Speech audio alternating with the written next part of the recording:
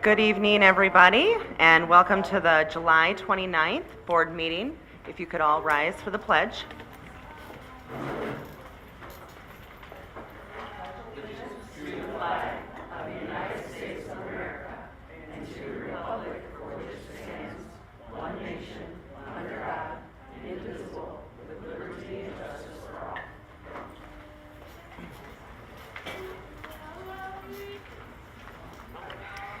Thank you. James, could you take attendance? Yep. President McDonough, Here. Vice President Aldred. Yes. Secretary Summers here. Treasury Whitney. Here. And Trustee Gibson. Here. Trustee Atchison is absent. And Trustee Campigiorni. Here. Thank you. Any changes to the board agenda? I have none. All right, jump right into our first presentation. Ms. Pam Beal.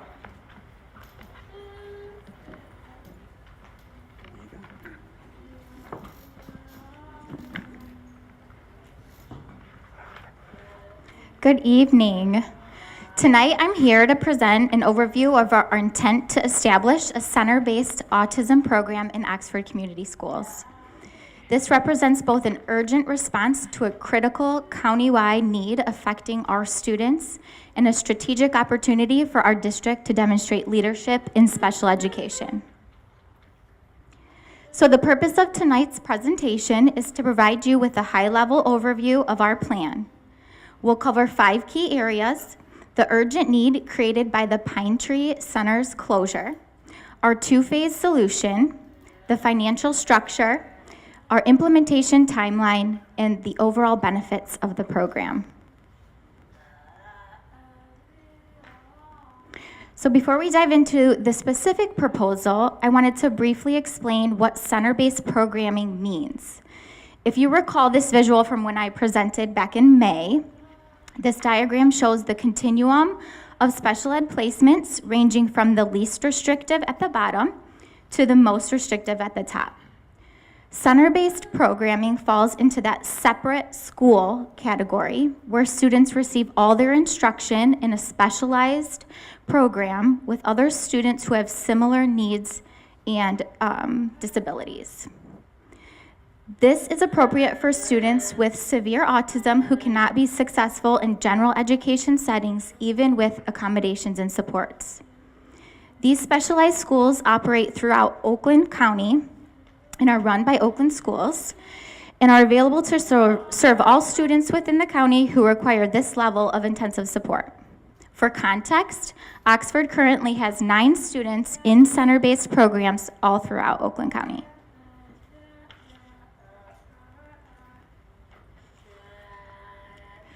This critical need came about, if you recall, in December of 2024, the Lake Orion School District announced the closure of the Pine Tree Center. This closure created a significant gap in services because Pine Tree was the only autism program in North Oakland County, and more importantly, the only separate elementary autism program in all of Oakland County. This closure has left students with severe autism needs without appropriate educational placements. 2 of those directly impacted students are Oxford residents, and we are legally obligated under federal law to provide them with a free, appropriate public education, what we call FAPE. Without Pine Tree Center, families across North Oakland County are now faced with lengthy bus rides to distant programs in South Oakland County, or they're being forced into inappropriate placements that may not meet their children's complex needs. This map here illustrates the current landscape of center programs throughout Oakland County. You can see that orange line represents the dividing line between North and South Oakland County. Next year, when Lake Orion's Pine Tree Center is no longer operational, you won't see it on this map, and the entire northern portion of the county will be completely without autism programming. This affects not just Oxford families, but families throughout the entire region who depend on these specialized services. Looking at the map, you can see that Waterford will become the most northern district with any with any center programming, but critically important to note, it does not offer autism-specific programs. So we have developed a two-phase approach to address both the immediate situation and establish a sustainable long-term solution. Phase 1 would be our immediate response to happen this fall. Because Clear Lake had an available classroom, we're creating a temporary placement there to serve our 2 Oxford resident students. And we also pursued a cooperative agreement with a resident district of another displaced student from Pine Tree. And that's where we provide programming, and that resident district pays us tuition for that. The classroom is fully staffed, I'm happy to report that, and we are making necessary modifications to the classroom to protect the students' dignity, privacy, and safety. These modifications include fencing and a special walkway to a badge card reader entry/exit at the exterior classroom door. This way the students won't have to walk through the building, they'll have their own private entrance to their classroom. Phase 2, which is our long-term solution starting in the fall of '26, we will establish a purpose-built modular center program on our OEIC property. This facility will have the capacity to serve approximately 18 to 24 students across age levels.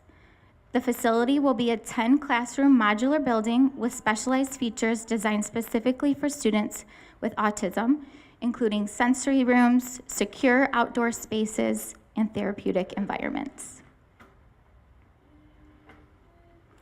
This aerial view shows the OEIC campus. We do have ample space and existing infrastructure to support this program effectively. We're currently working with a site engineer to evaluate 2 potential locations on this property to determine the optimal placement that maximizes both functionality and safety while minimizing any impact on existing OEIC operations. So we're looking at this area here and potentially this area here.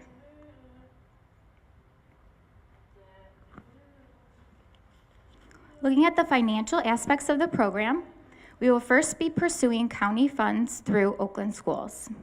Capital funding will come through PA-18 funds, which means the facility construction will be fully funded through Oakland Schools. There's a tentative 25-year commitment tied to this funding. While this commitment typically applies to brick and mortar construction, we are working with Oakland Schools on modifications to accommodate our modular approach. Once established, operating revenue will come from resident districts who fund both facility and staffing needs through tuition payments. As enrollment grows, the tuition cost per student will decline. We also receive a 7% contingency fee built into the tuition structure for our program sustainability, and we can also include rent and indirect costs to our tuition calculations. For startup support, Oakland Schools provides even more funding for allowable special education equipment, supplies, and materials.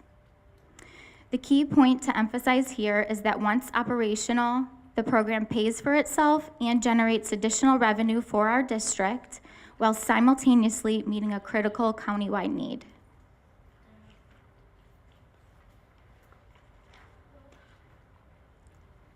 To access the capital funding, we must go through Oakland Schools' application process. Our application will include detailed facility specifications, complete financial projections, and educational justification for the program need. The approval process involves multiple review levels to ensure thoroughness and accountability. First, the PA-18 referent group reviews our application and conducts a site visit. Then the superintendent subcommittee reviews their recommendation. And finally, the Oakland Schools School Board makes the final funding decision. The timeline is structured to support successful implementation. We submit our initial application and receive preliminary approval within 90 days, along with 15% of the planning funds to begin detailed preparation. We then submit our comprehensive final application and upon approval, receive the remaining 85% of funding to complete the project. And here's how it'll roll out practically. For phase 1, this summer, we'll complete the necessary classroom modifications to Clear Lake. This fall, we'll begin serving those 3 students in our temporary program. Throughout the school year, we'll be actively planning the permanent facility, hiring and training staff, and consulting with Oakland Schools regarding the county waitlists and enrollment projections for 26-27. For phase 2, we'll submit our capital application to Oakland Schools, hopefully in the next 2 weeks. We anticipate receiving preliminary approval and 15% planning funds this fall. We'll submit our comprehensive final application this winter, with construction and installation scheduled for spring and summer of 26. And our goal is to launch the full permanent program for the fall of 26, providing a seamless transition from our temporary solution to the permanent facility.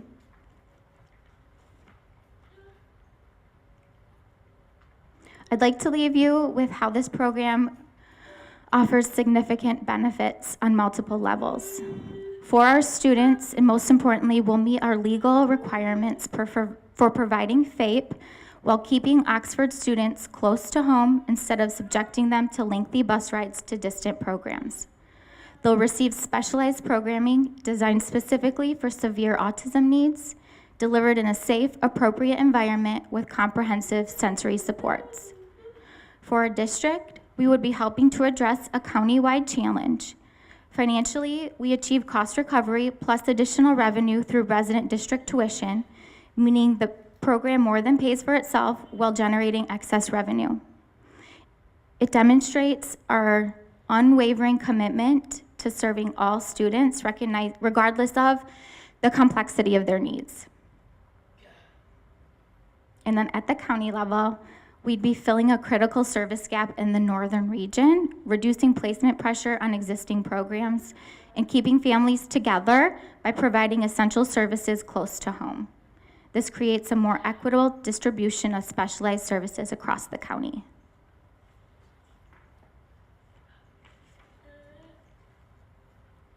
Thank you. What questions might you have? I have one. What age group do we go through? What's the highest age we do with this program? So we're going to be working with Oakland Schools to talk about the county wait list. So that's to be determined, but we do serve our students through age 26. Okay. The highest level of need in the county right now is elementary. Okay. So that's something we would keep in mind, that maybe growing our elementary students all the way up. Okay. Thank you.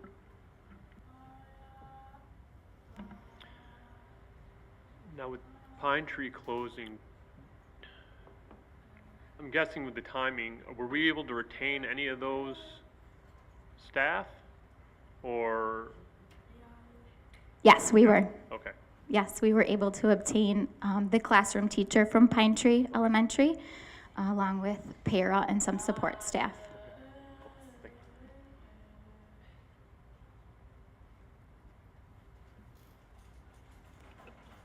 Any other questions? Yep, Well, actually, yeah. Thank you. So going back to the revenue generation stuff, what's our threshold, or what does that look like, and where does that money go? Does it go back into the program, or does it go elsewhere in the district? So we, as the LEA, have the discretion to do with what we want with those funds. This can be reserved in our general fund. We could potentially create a safety net nest egg in case we could not fulfill the 25-year commitment. So we had a pool of money that we could access if needed. Okay, thanks. Hi, sorry. Thank you for the presentation. Just a quick question. What is the plan for growth of this program? Because I'm assuming that the need is going to continue and possibly even grow. So I just wonder what the plan was moving forward. Yes, so we have talked to several different modular companies, and we did go with a larger unit, or we are pursuing a larger unit, being a 10 classroom. So we do have the opportunity to grow and expand. To start off, we would have the classrooms be connected with an interior door, so we have a space for instruction, and then we have a space for a sensory outlet. But if the programs grow, we can always reduce sensory areas so that we can have more students and serve more students. One of the benefits of having the modular as well is that we have the ability to add classrooms if we need to, add and subtract classrooms if we need to. Sorry, just a quick follow-up. Do I remember correctly that you can add up as well? You don't necessarily have to add on. Can you add up? Yeah, it depends on the unit though. Okay, all right. Have you spoken with staff members at Lake Orion to identify some of the barriers that they had? You know, there was a reason that they closed early prior to their commitment being fulfilled. So have you identified some of those barriers and have an action plan for how we're going to overcome those? So what was presented from Lake Orion administration was that the building that the program was being run in needed so much work that they were not able to sustain just from the operational standpoint of that building. But other than that, I have not inquired about why they chose to close that program, other than what was presented at their board meeting.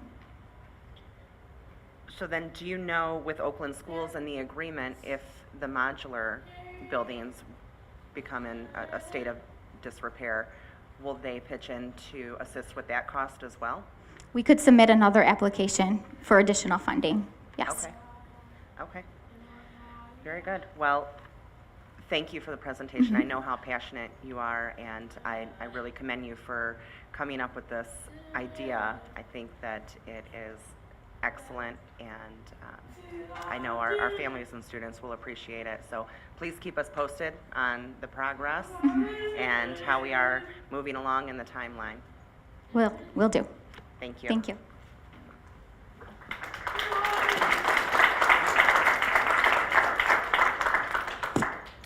Item number 4, we have scheduled public comment.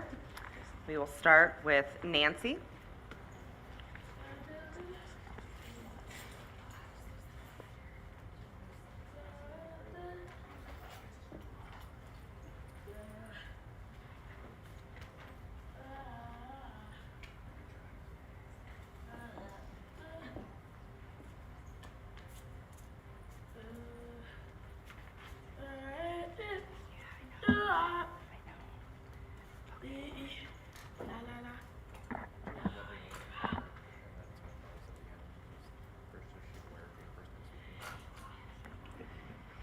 Nancy, you'll see 3 lights on the table.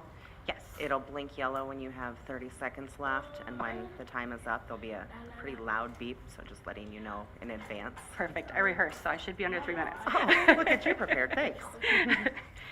Good evening. Thank you for the opportunity to speak tonight. I'm here as an Oxford resident to give a statement regarding the center-based school that Oxford Community Schools is creating, so you have a face to see as to why this is so important. We're here discussing this topic because of Lake Orion School's decision to close Pine Tree Center with no placement options or consideration for our kids other than to throw them back into their resident districts. My son is an amazing 9-year-old who loves to laugh, listen to Polar Express, play in water, play drums, and loves tickle time. He's incredibly smart and loving. My son is also epileptic, nonverbal, severely autistic, with a cognitive level of approximately a 12 to 18-month-old. He's also the size of an adult. He elopes. He does not understand stranger danger or safety concerns. He does not respond when you call him. He requires 24/7 constant supervision to keep him and others around him safe. He doesn't understand due to his size when he hits or pushes that he can cause harm. Our kids need extra care and compassion. They also need significantly more services and trained staffing than what public schools can provide. Our kids need an open environment with minimal distractions. They need a safe area for when their emotions get too big to handle that they can't safely express themselves. They need teachers and staff who will love them and help them no matter what behaviors they have, and who will celebrate the smallest milestones that us parents celebrate, such as saying a new word or experiencing a new activity with a minimal behavior. Our kids crave structure and consistency. Our kids also need an abundance of additional services such as behavioral support, speech, physical, occupational therapies, and much more. Our kids also deserve to be among peers and not locked away into isolation in public schools because they might be a danger to themselves or others. Pine Tree provided all of this for our kids, and this cannot be duplicated in a public school setting. My son thrived at Pine Tree, but what he accomplished wasn't perfect attendance or honor roll or a great classroom behavior. The thought of losing this school was devastating to our family, so when Pam called to tell me right before the end of the school year that she had a plan, I cried the whole time we were on the phone. The weight of not knowing what would happen to my son weighed very heavily on me and my family. Knowing that we're here tonight, that Oxford is generously deciding to opening a center-based school for elementary, middle, and high school students makes me so happy that our community is willing to step up for our kids by giving them a chance for an amazing future. Knowing my son will have a home here in Oxford Community Schools for the entire duration of his school years is such a relief to our family. I feel this is an amazing opportunity for Oxford Community Schools, and I'm greatly appreciative of your time tonight. Thank you, Nancy.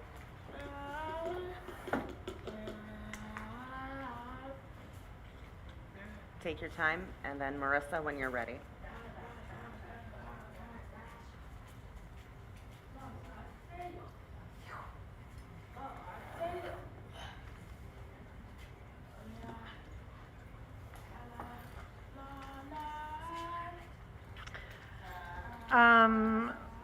Okay, so I'm here to speak about the vote tonight on the sinking fund. I know I've reached out to you guys on email about this already. So we're looking at a 1.5 mil sinking fund to fund capital projects in the district. I looked up the previous sinking fund. It was a 5-year 0.75 mil sinking fund that ended in 2022. So we're looking at doubling the time frame and doubling the percentage of money. This is going to be the only item on our ballot from what I can tell in Brandon and Oxford. So the district will be shouldering the entire cost of the election, estimated over $100,000. I want to make sure, and I'm hoping to hear a lot of discussion tonight about how we arrived at this 1.5 mil figure. Because to me, we should be asking for the least amount that we can while accomplishing the most that we can. For my family, I ran the numbers. I mean, we're looking at, I won't say exactly how much, but thousands of dollars over the 10-year period. And so we're asking that of most of our residents here without a lot of information given to you guys, from what I can tell in these meetings, of what the projects are. I saw a roof kind of added on at the end, only at the highest level. I see playgrounds prioritized over roofs. I just don't see a lot of information. I know you're up against a deadline, and most districts have already submitted this. I know there were delays caused probably by those awful settlement offers that we saw Setsag and Mullins, who I think I saw step in. He shouldn't be in board meetings, I don't think. I mean, that's my opinion, but give to our victims. So I know that set this process back probably, but I don't think it's been presented well. So tonight is the chance to present it well and show us why the money is needed for what specific projects over the 10 years each year, other than boilers. Yeah, thanks.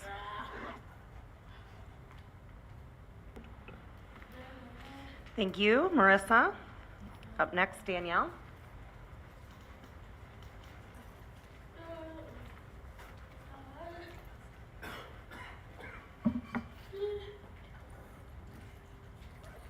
Good evening. So I speak tonight as an advocate and taxpayer demanding better.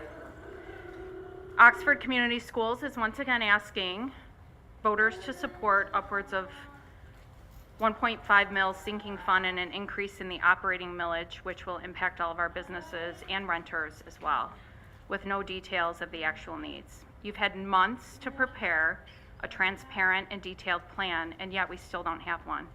Instead, we've seen biased and misleading messaging promoting fear rather than facts. It isn't a spontaneous request. Both tax increases have been discussed for over a year now.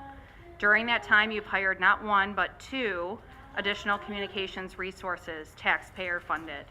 Yet we're still left with no real data to support the request tonight. Worse yet, here we are again at the final hour, the board being pressured into an approval that's due to be submitted before August 12th. Again, with no real plan. This pattern of last-minute decision-making is not due to urgency. It's due to consistent lack of planning, prioritization, and leadership. This concern has been raised multiple times over multiple years. The proposal being presented tonight is frankly insulting. A vague slide with some graphics outlining how we might spend upwards of $30 million over 10 years. It's absent any real data, facility assessments, timelines, or measurable goals. It's unprofessional, and it's a failure of basic stewardship. The community deserves more than a one-page slide. We deserve a serious plan with cost estimates, priorities for safety and infrastructure by each building before placing this on the ballot. It's particularly offensive that we believe this level of summary is acceptable. The district's leadership continues to demonstrate a pattern: polish the optics, protect the narrative, and bury the details. We're being asked to dig deep into our pockets again, watching monthly credit card bills soar, the admin team expand. Meanwhile, teachers are crowdsourcing basic classroom supplies. Parents, like myself, are happily fulfilling wish lists to cover what the district cannot provide. Parents continue to scramble for resources for recovery efforts. The students and staff and community of Oxford deserve better. I want this district to thrive. I have family and friends that go to the district, that work in the district. I understand the importance, but not under this continuous model of complacency. We deserve better leadership. Thank you.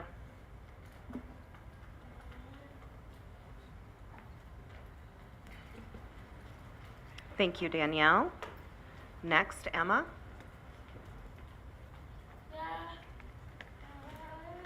Hello. Can I start? Okay. My name is Emma, and I was recently hired by Oxford Community Schools as the local center-based elementary ASD teacher. I'm here today to thank Oxford Community Schools with their continued support in the planning and construction of a center-based ASD school.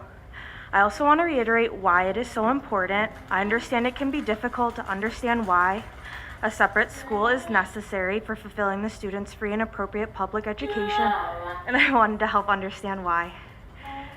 For students to be placed in a center-based school, they must first go through all the least restrictive environments that Pam showed us, including a gen ed setting, a resource room, and a self-contained setting.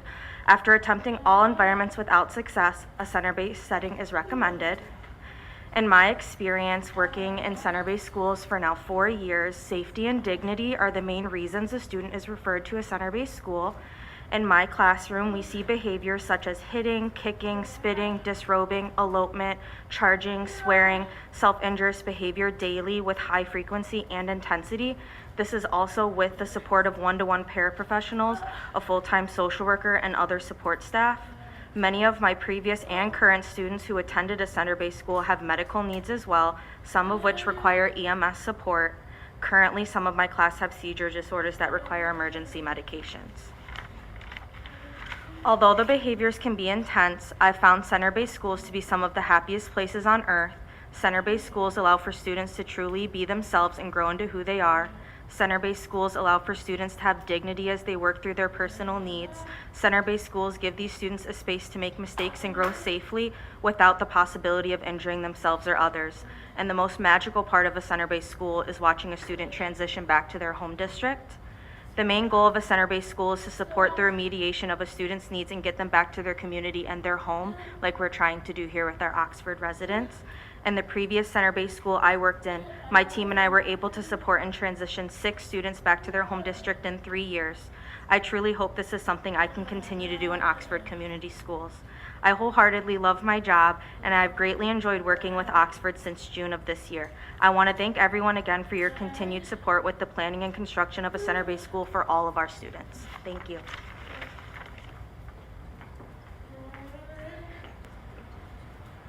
Thank you, Emma. Jim?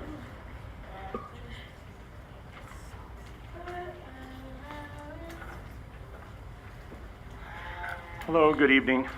I'm here to talk tonight mainly to express gratitude for the generosity of the donor that is installing turf on our football field. You know, I've addressed previously the board about needs in the district and mentioned the football field, and this huge impact for our students. And it's not just the students that you would naturally think of, like the football team or the soccer team. This extends to the band, which is 160 students this year who will benefit from that. It extends to cheerleaders who cheer, the dance team that dances, to have a safe, updated, appropriate field to perform on, whether you're an athlete or a musician or a dancer, is huge. And so the generosity of this donor and what they've done and the support that they've shown for our students is greatly appreciated, and I want to make sure that whoever that person is, they understand the impact that they're having across the school district. I want to thank the board and administration for working so quickly to get this done so that it can happen this summer, and especially huge thanks to Tony DeMar, our athletic director, for the work that he did. I know that Tony probably didn't get much summer. I would imagine working behind the scenes. And I just want to point out that while this generous donation addresses an area of high need with the stadium, it still doesn't alleviate the need for other capital projects that need to occur in the school district that will be funded through the sinking fund and the millage. And I encourage you to continue to support that, get that on the ballot so that our community can show the same level of support that the generous donor did to help our students and make sure that they have the best facilities and the best opportunity for opportunity that they can possibly have. So, thank you. Thank you, Jim. Next is Tony.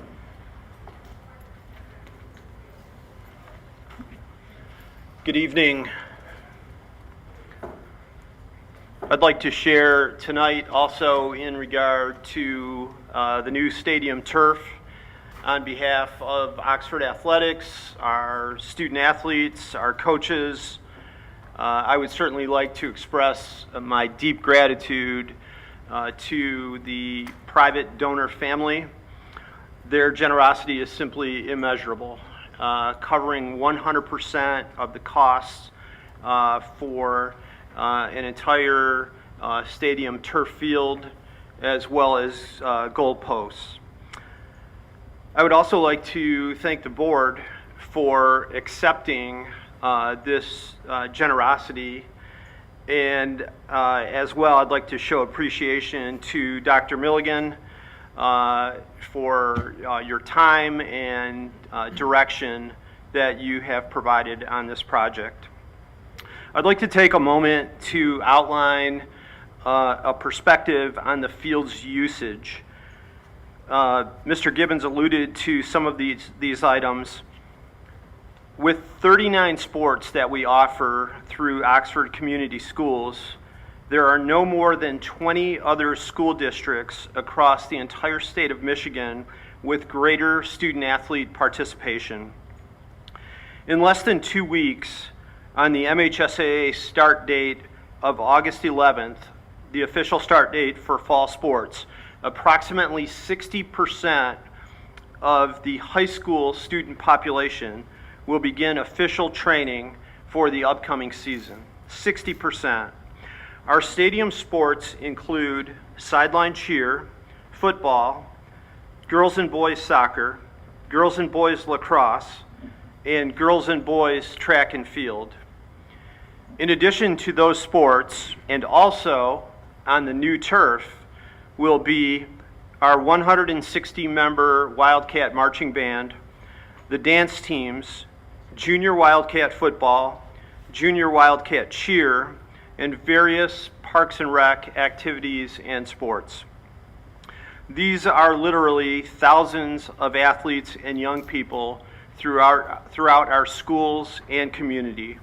My message tonight is simple: a heartfelt thank you again to our donor family, to our school board, and to Dr. Milligan.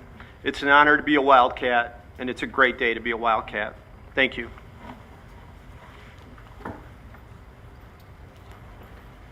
Thank you, Tony. Next up, Adam. Hi, my name is Adam Bike, and I'm the varsity soccer coach at Oxford High School. I've had that honor now going on my 6th year. I brought my 3 senior captains with me, and I'm sure the whole team would have come. We want to express gratitude from the bottom of our heart for the gracious gift from the donor family. Thank you to the board, superintendent, and Tony DeMar, our athletic director, our leader.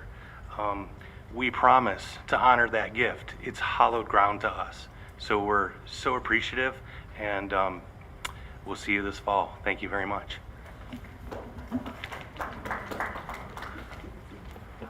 Thank you, Adam. Next is Samantha. Samantha couldn't make it tonight. Thank you. Samantha is not here. How about Noah?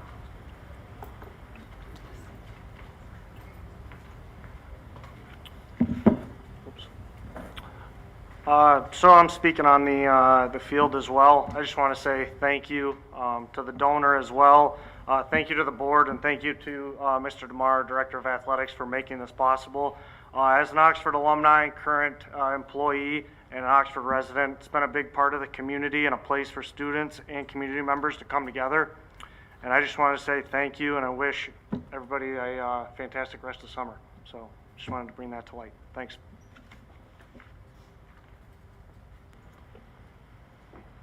Thank you, Noah. That concludes our scheduled public comment. Move into item 5, our consent agenda. We have our minutes from last meeting, bills payable, and HR updates. Would anybody like to make a motion? Go ahead. Yep, move to approve the consent agenda as presented. Support. Shane, thank you. Any discussion? All those in favor? Aye. Any opposed? Motion carries. Item 6, our superintendent's report with Dr. Milligan.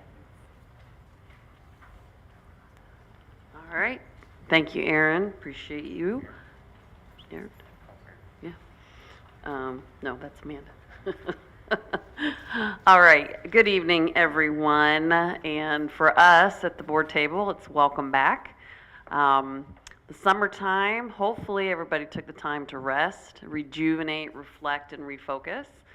So I was able to spend quite a bit of time with my family, which was quite a joy. I did find that rejuvenating. Also had lots of time to reflect not only individually, but also as a team. What are the things that went well last year? What are the things that we can improve? Primarily leaning into the strategic plan to increase student outcomes. So that is our ultimate goal, is to improve outcomes for students and refocus our efforts in that way. That is actually a sunset at Myrtle Beach when my family was there at the beginning of July. It's lovely. So I just want to kind of revisit our strategic plan and the process and where we landed with our strategic plan. It's been a month since we've talked about it, so I want to make sure we touch base with that. So last summer and fall, so a year ago, the district leadership started looking at the existing strategic plan for alignments and where it was misaligned. And it was pretty quickly evident that it was not resonating with our current reality. So after that, we started kind of digging into what would resonate, what does make sense. And we put proposals together for a new vision, mission, and core values, and presented that to a community forum in January of this year, which was a dynamic gathering of voices. They shared lots of ideas and thoughts, and we took all of those and crafted our new vision, mission, and core values through February and March.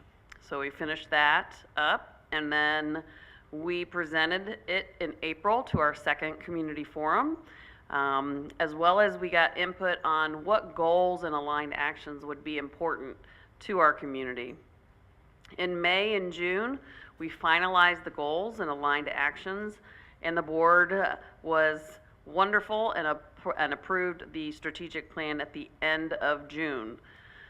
So since then, so about a month has gone by, we're finalizing our strategies to ensure that we meet each aligned action and that the metrics are clearly defined to determine this progress. So why is our strategic plan important? Well, for multiple reasons. It establishes a clear vision and mission, aligns all stakeholders, including staff, students, families, and community, around a shared purpose and direction. It provides focus and prioritization. It helps our district concentrate resources, time, and energy on the excuse me, on the most impactful goals and initiatives.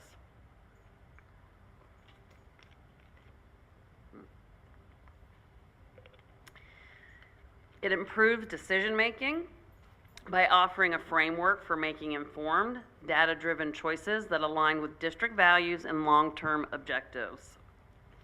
It enhances accountability by setting measurable goals and outcomes, creating transparency and responsibility at all levels, from board members to classroom educators.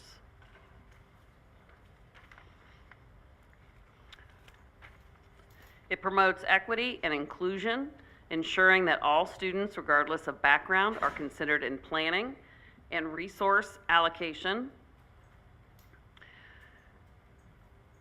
And it encourages community engagement and trust by inviting families, local organizations, and residents to partner in shaping the district's future. It supports staff alignment and morale by giving educators and staff a sense of purpose and clarity on how their work contributes to district-wide success. It fosters continuous improvement by encouraging ongoing evaluation, reflection, and adaptation to meet changing student needs and community needs. And finally, and most importantly, it improves student outcomes by keeping the district centered on its core mission, improving academic achievement, well-being, and readiness for life beyond school. So at the heart of everything that we do is this simple but powerful vision: empowering learners, building community, and inspiring futures. Now, this is more than a tagline. It's our commitment to every student, every family, and every staff member in our district. Our mission is clear. We are dedicated to providing a supportive, safe, and opportunity-rich educational experience, one that fosters a deep sense of belonging, builds self-empowerment, and prepares each learner to thrive in and contribute to a connected world.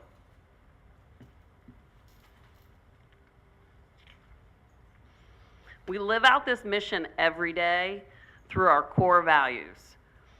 These include empowerment, giving every learner and team member the tools and confidence to grow; belonging, creating inclusive spaces where everyone feels seen, heard, and valued; integrity, leading with honesty and doing the right thing even when it's hard; and innovation, encouraging creativity and out-of-the-box thinking for the future. We have 4 goals within our strategic plan. Goal 1, safe, supportive, and connected schools, where physical, emotional, and social safety come first. Goal 2, knowledgeable, critical thinkers and communicators, ensuring our students don't just learn facts, but learn to think deeply, solve problems, and express ideas clearly.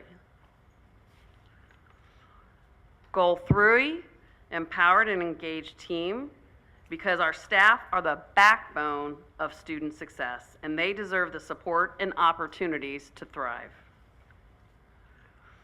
And finally, Goal 4, innovative, sustainable systems and structures, making sure we build smart, future-ready solutions that serve students today and tomorrow. Finally, there's progress monitoring and reporting. This includes clear measures for each strategic goal, progress regularly reviewed, assessed, and reported, and updates shared with the Board of Education and the public. Our strategic plan serves as an anchor. This is a living guide document, not a static report. It will help maintain focus on the district's strategic plan and ensure alignment in decisions, discussions, and direction. I provided a handout, it's uploaded in Board Book, of some key questions that we can ask. We can ask in leadership meetings, we can ask in staff meetings, we can ask at board meetings. I look forward to having these questions asked to my leadership team when they're presenting to help us stay focused on our strategic plan. So some examples, for example, mission, vision, alignment. When we're making decisions, how does this decision or initiative align with our district mission, and vision? Under student-centered focus, how would this impact student learning, well-being, and opportunity? For equity and access, who benefits from this decision and who might be left out? For progress and accountability, what measurable progress have we made on our strategic goals? For resource alignment, are our budget, staffing, and time investments aligned with our strategic priorities?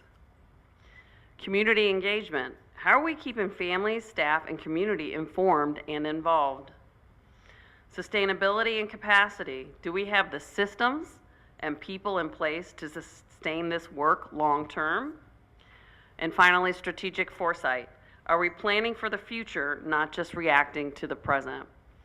So these are some examples of questions that can be used. There's plenty more questions that can be used to ask in meetings. We've already used these in our leadership team when trying to make decisions. We go back to our strategic plan and say, how is this grounded in our strategic plan? And it really helps streamline those decisions.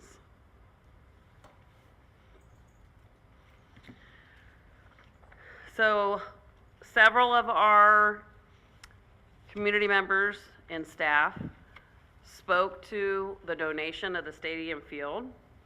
The family wishes to remain anonymous.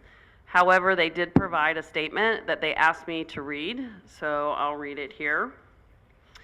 So I am very excited to share that Oxford Community Schools has received a generous donation from anonymous donors to support a renovation of our stadium field.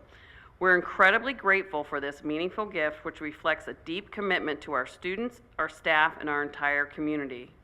The donors shared that their gift is made in honor of those impacted by the events of November 30th, 2021, and with the hope that this space will be a lasting tribute to bring people together, build connection, and reflect the strength of Oxford. This project is an investment in the future of our students. It will expand opportunities for all students to participate, perform, and compete. Whether they're running track, playing in the band, cheering from the stands, or competing under the lights, students will experience a space that better meets their needs and reflects the pride we all share in being Wildcats. This project aligns perfectly with our district's new strategic plan, which includes a multi-year facilities improvement effort across all of our schools.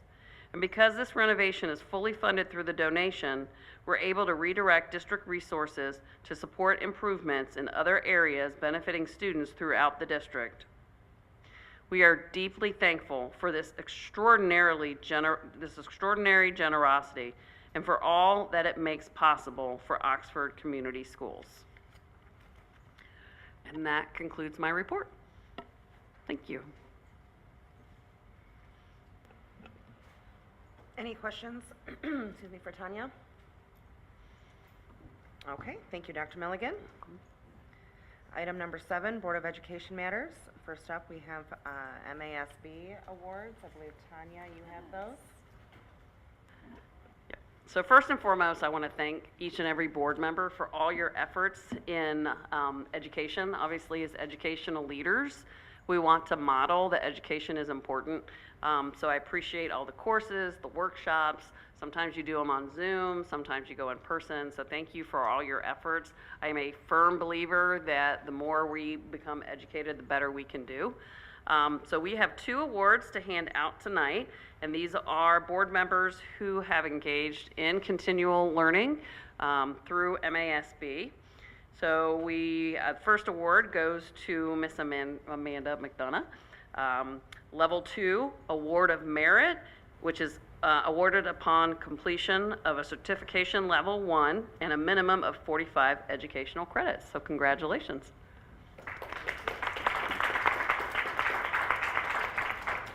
And our second award goes to James Summers, having completed the course requirements for the Certificated Board Member Award CBA program. So congratulations.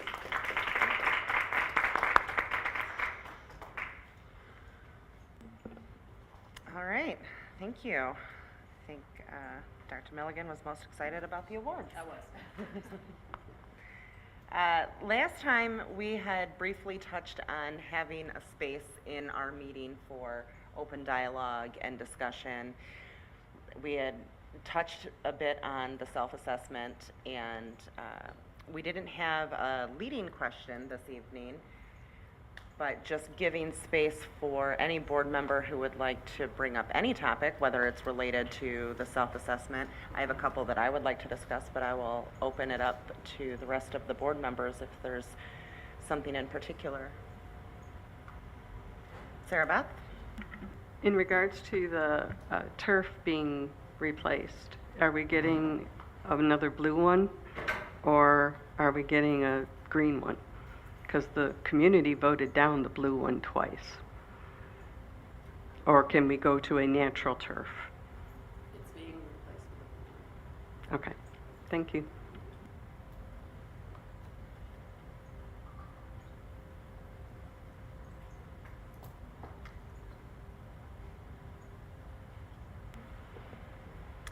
I'll jump in this point and just say, maybe for the self-assessment, I know looking at the results, it's been a minute, so I'm not going to hold everyone to an answer tonight. So maybe for the next meeting, we can look in that leadership category, because correct me if I'm wrong, but that's the one that stood out most to me with an array of options on that, and we were a little all over the board. So maybe we could take a look specifically at that one first, and at our next meeting, be prepared to come with comments, maybe some goals that we could set for ourselves to improve these scores by the next time we take the self-assessment. Does that sound fair? Mike? In regards to the self-assessment, I think it could be prudent that we actually dive into it. Maybe we actually talk about it. So we went through the session. We had multiple days, if you will. Maybe we actually talk about the points of interest. What are our thoughts? What's our feedback? I mean, this table is our forum to chat about it. So maybe we actually put it on the agenda, and we actually talk about a few of the aspects that may or may not be kosher, maybe the good, the bad, the ugly, if you will. And we actually talk through it, right? If we can't get through it in a session where it's just us, maybe we actually talk through it where we can be at a table, we're all together, and we formally discuss it, talk through it, and then we come out with a resolution or a follow-on to that. I think we've realized that there's maybe some differences, thoughts. We talk about it. It's all I'm kind of putting out there is maybe we talk about it.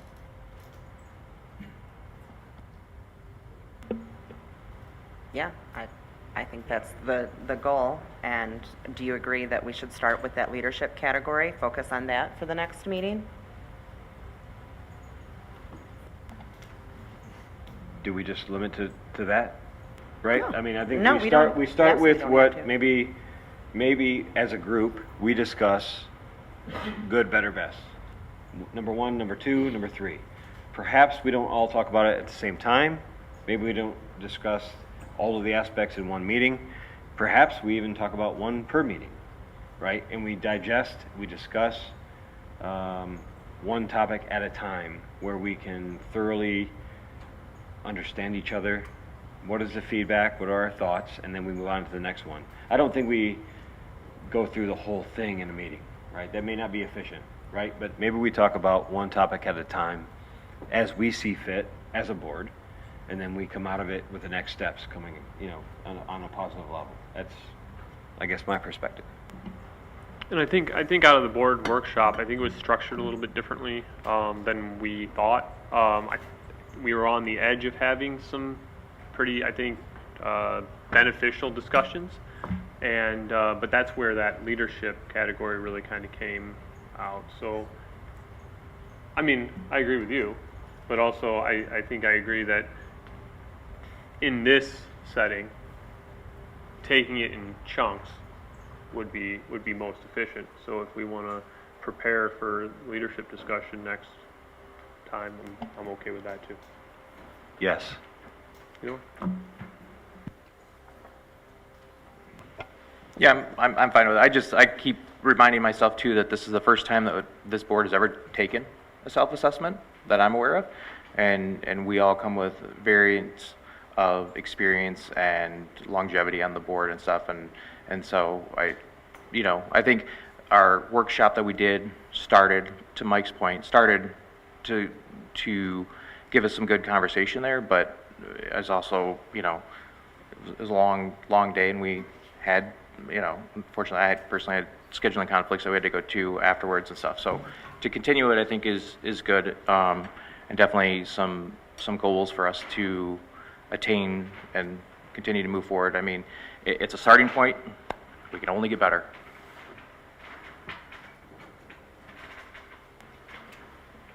Yeah, I agree. We had taken it prior with a different composition of the board, and between the turnover, and there wasn't ever really that momentum, and I really want to make sure that this doesn't fall through the cracks, that we keep this at the forefront and move on it. So if everyone's good with that, next meeting we'll plan to come prepared with maybe some goals, thoughts, ideas, what can come out of that specific category first, and move on. Okay?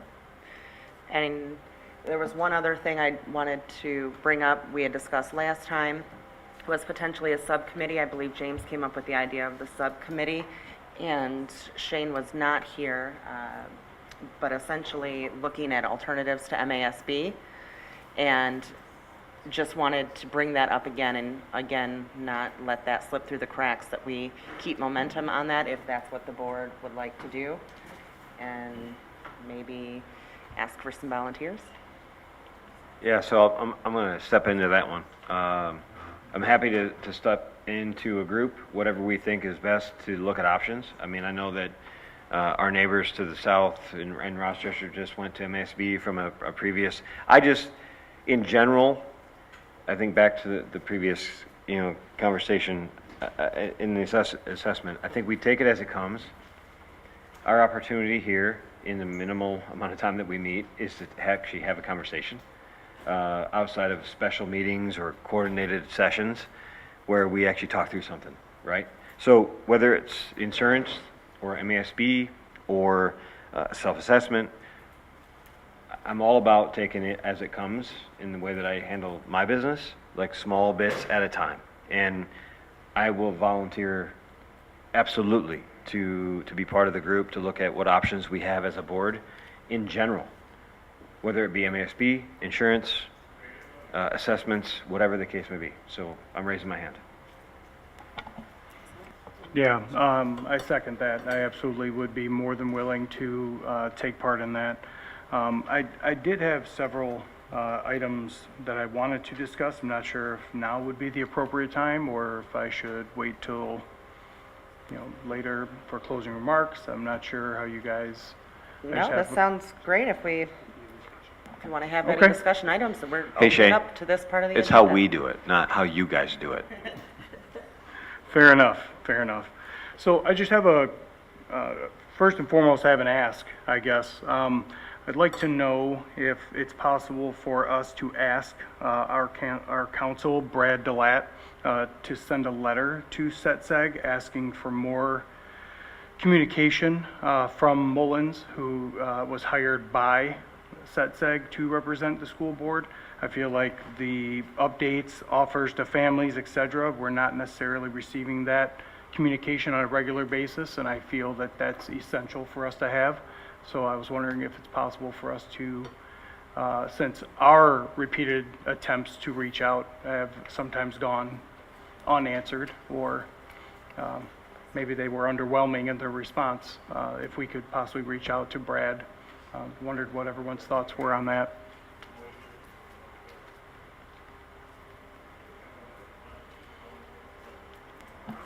I'm with you. Having some information before it comes to the table would be fantastic. I'm going to leave it at that.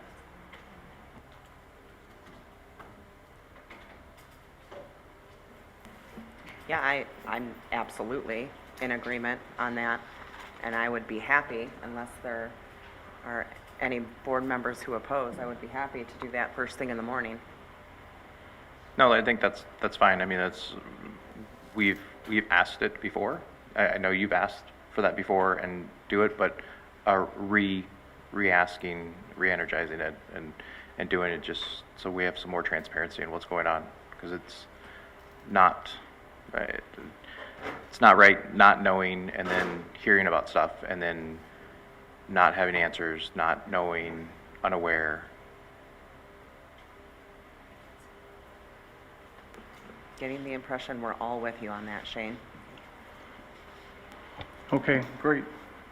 Go ahead, Mike. No, I just want to make note that with Ann not being here, I think it's really, really important that we ask this question again when all of us are here, because I think it's important that all 7 of us have a voice when it comes to, do we want information coming to us without any insight or heads up?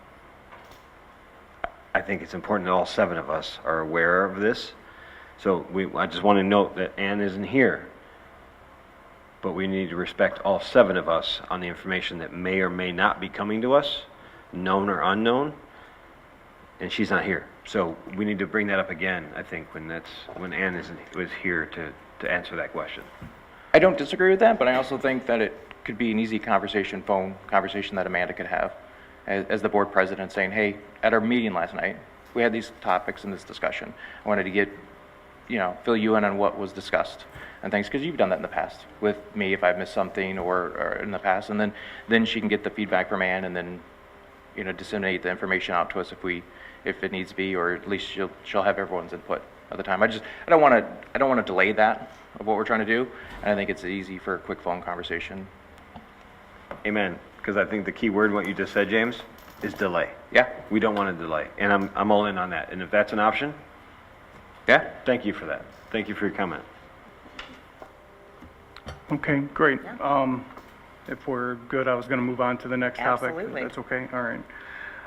One of the issues that I've become concerned with is, and I've expressed this before, is that FOIA seems to have kind of become a barrier in this community. I feel like the FOIA requests that are coming in and that are being partially awarded and partially denied, and then it gets wrapped up in this long back and forth, and there's a lot of money being thrown around, $500 and $800 or whatever I've seen. What I really think this all comes down to is transparency with this community. We're asking for a millage increase. We're asking for a sinking fund. We're asking these members of the community to reach into their pockets and pull out more money for this district.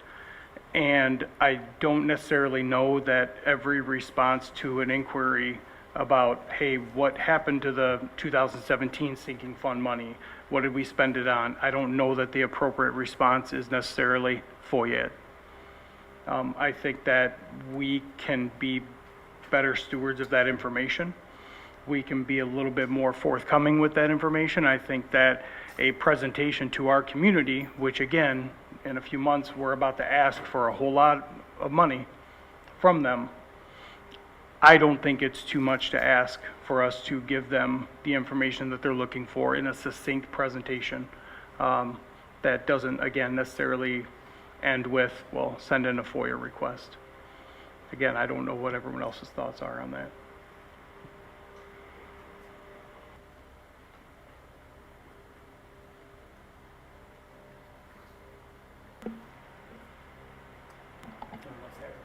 I tend to. Yeah, I so agree with that one. Oh, go I ahead, think, Mike. I'm sorry, Amanda. I think this could be a pretty interesting conversation. And I think it's an important one for the 7 of us to have. Information to be shared with our community that benefits the entirety of the community seems to be important to me. That's why I ran. That's why I'm here. We're all different. I'm not negating that. So I agree with you. To what levels within the authority that we have to share information that we have or can get, why not? The only caveat I say to that is to the extent of what information is being requested and the amount of time it takes, right? There is, look, I'm all about what you're saying. I'm 100% behind it. We have to understand and we have to figure out how much time it takes to gather the info, right? If it's pages and pages of data, or can it be something that's simply a populated GPT, right? Like something simple, can we populate it? I think we can do a better job of explaining how much time can it take to pull the data, because then that would back into whatever cost we communicate the incurred amount to be, right? If it's an hour, great. If it's 3 or 4 weeks, there's a difference there. As long as we communicate what that is, communication wins every battle. Communication data, right? And I'm with you, 100%. Like, within reason, can we, should we? Yes. But I think we communicate what it takes. What's the detail behind it? How long does it take? Where's it at? Who has it? Just so everyone understands it. It's not just a simple click, oh, it's in this file here and I can just grab it and send it. That's the only piece that I recognize from a business perspective, is there is time, and time is money. I don't know how you can't communicate that and have some level of understanding. Hey, this is how much time it's going to take, and go from there, right? Like maybe it's a tiered approach. I don't know the answer to that, but I'm with you, absolutely. Right, and I 100% understand that. I'm not a business person, but I get the business aspect of it. I also look from the perspective of, we have a ask in November, and that ask isn't small. And if the juice is worth the squeeze, right, we want the sinking fund, we want the millage to pass, we need these funds moving forward. Is the cost of a FOIA worth more than a potential, as somebody had stated, $30 million over the next 10 years? That would be my question from a lay person who knows nothing about business.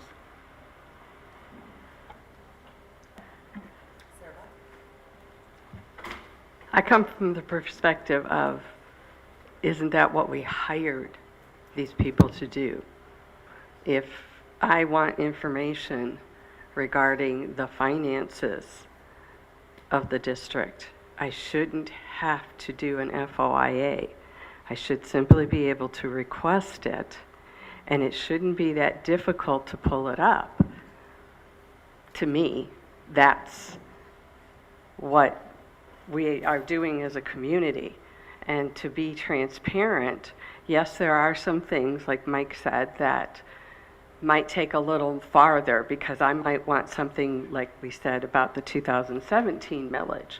That's going to take a little bit. But at the same time, that's what we hire our people to do, is where I'm coming from.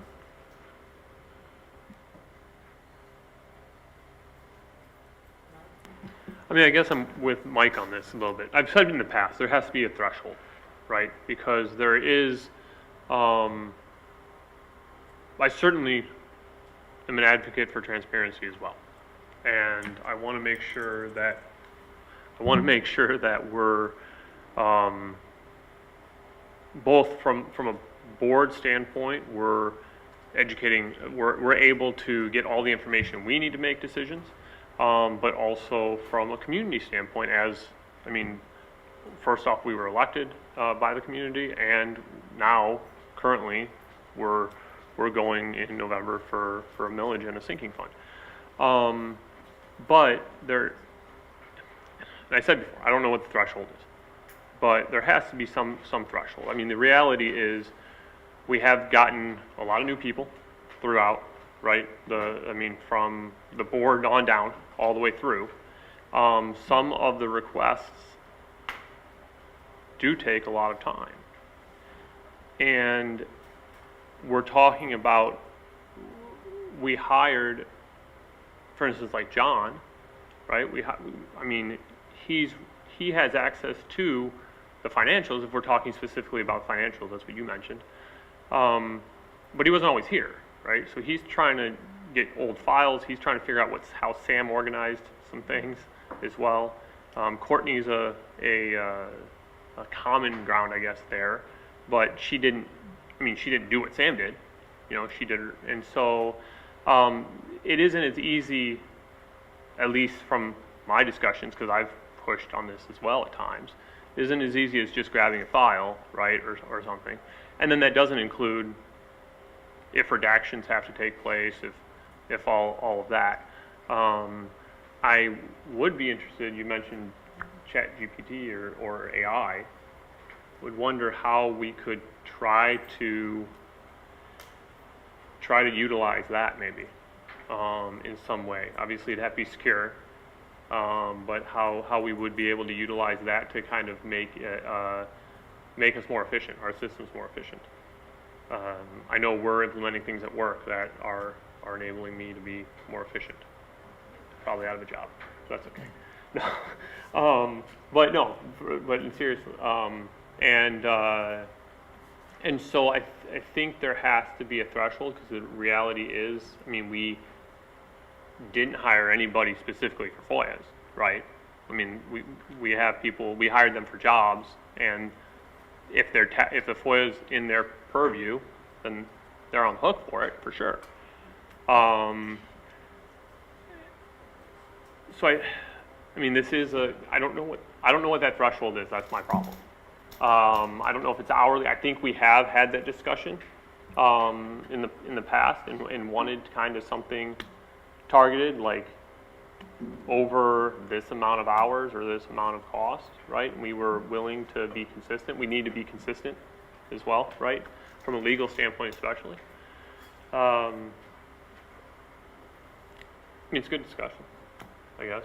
I'm glad it's on the table. It's definitely something that I think is important. I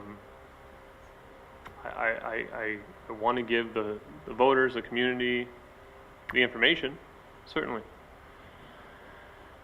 But I'm not coming with a solution, like that. It's not coming to that it should be what the threshold is. I just don't have it. Anybody else? I think it might be helpful, because I do agree that it is a barrier for our community, and especially when we're talking in this instance of the sinking fund, and there have been financial questions raised, that maybe we could use this as an opportunity to say, there's an opportunity here.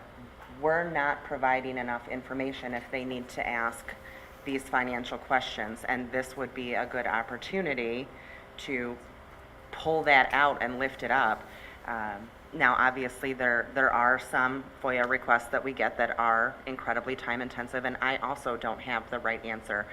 But if we start to really try to encourage looking at it through the lens of beneficial to the community, and how can we turn this into an opportunity to promote and show more transparency, I think that would go a long way. And speaking to some of the guiding questions from the strategic plan, I love this one. Are we funding what we say matters most?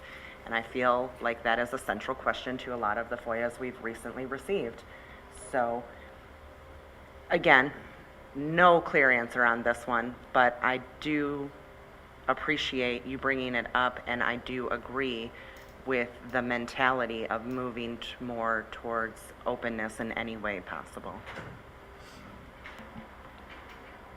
If I can just take a second, I think that if we go back up to 7, Board Education Matters, I love this. I love the fact that we have a section where we can actually talk, right? Whatever the matter is, we need to talk about it. If it's whatever it is, this is our chance. It's not just a script and we just go through it and we just check the box.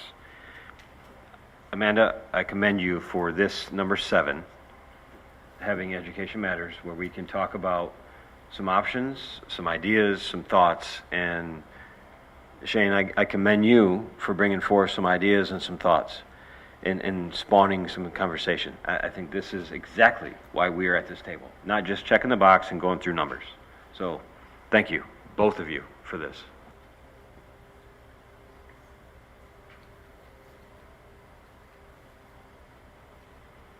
All right.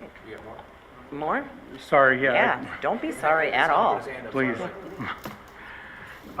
Just a couple other things. It was through our walks through different schools and also through some reporting from some parents. Elementary locks aren't adequate at this point. These locks on the doors are not self-locking. They're not necessarily safe. They definitely are not up to the guidepost recommendations that we were given. What locks are you talking? Are you talking about the push bar? I'm talking about locks getting into a classroom that I could, not all the doors are self-locking where I couldn't just walk up to my child's classroom and just walk in. So I feel that that's a safety consideration that we need to discuss, and I think it's something, to me, that needs to be pushed to the front, because safety is number one in my book. So I just didn't know if there's any plans, but I think this is non-negotiable, in my opinion, when it comes to safety of our kids. Doesn't that go back to the building assessments that we're doing, of looking through and assessing, because we obviously we have John, we hired a facilities person, right, to go through holistically and look at everything, right? I think that's part of it. I think it's good to highlight it of, hey, you remember that from the walkthrough and something that they can look at, but I think it also goes in a larger thing of what else is there, and then we have a understanding of what needs to be done. So you're saying the locks on the classroom doors, so the doors can be shut, but they can't necessarily be locked. I'm saying I could walk into any classroom. After And you that check in? shouldn't happen. I shouldn't. It's not a safety practice Yeah. that elementary doors are locked during the school day. And that's a really good question, because I've seen that in the safety reports that come out, that it's best practice across all safety organizations. And I don't know if we would have the answer right now or who would have it, but I'd be very curious to know if that is part of the funding intended with the sinking fund, is to replace those.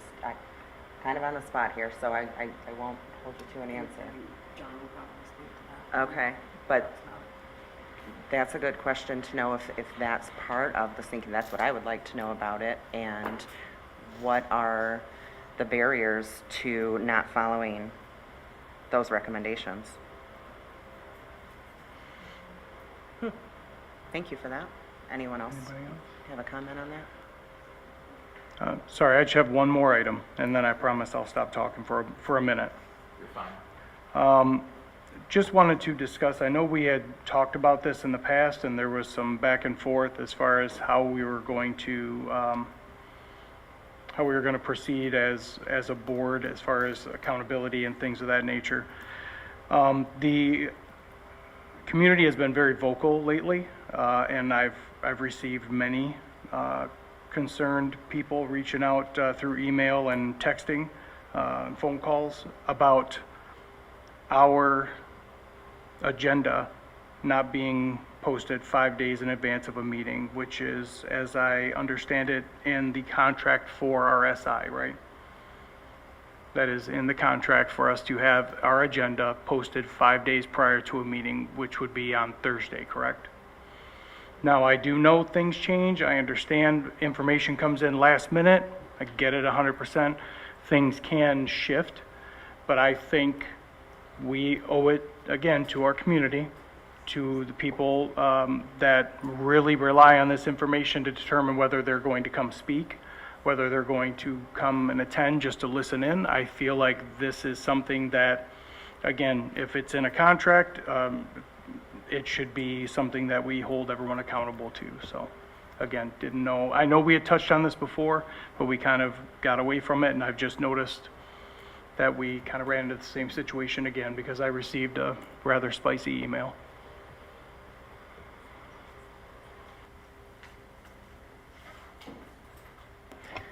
So I know on Wednesday, the Wednesday before, we sit down and we have an agenda review meeting, right? And we go through and we talk about what's going to come up on the agenda, right?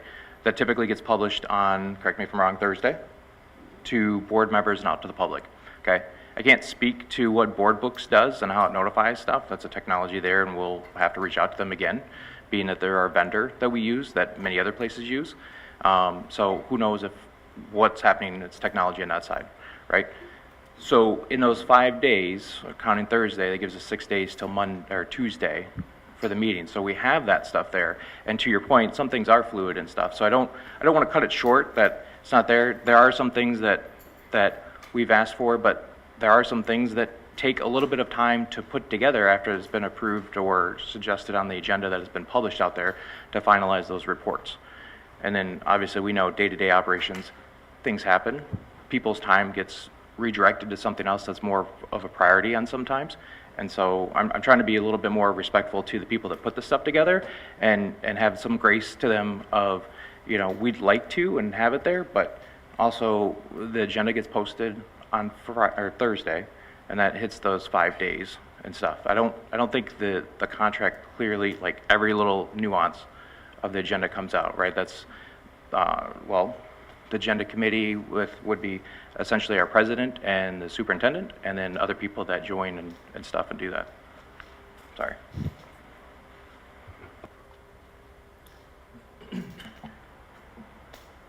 Shane, I think what resonates with me is it's in the contract, right? And James, I think when it comes to what we meet on Wednesday, and if we come down to the fact that a software organization takes time to regurgitate what we decide goes into the agenda, do we look at backing out a day? Do we go to Tuesday? Right? If we're at the mercy of software. So that's just one avenue though, but we also post it at our board office. Sure. Out there and on the website. So there's other avenues too. So relying on one, we have 3 different spots. So don't, you know. No, Correct fair me enough. if I'm wrong, I feel like you're talking more about the agenda being posted, and you're talking more about the items. The content? With the content of the agenda. Okay, just wanted to. More content, okay.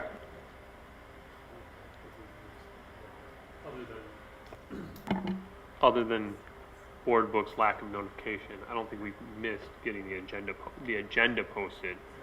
But it's all the details in it. We've had this conversation before when we talked about, you know, scheduled comment. As far as, obviously, we have a deadline for them, and so that kind of tension. So I understand where you're coming from, for sure. I understand where you're coming from, James, in some points.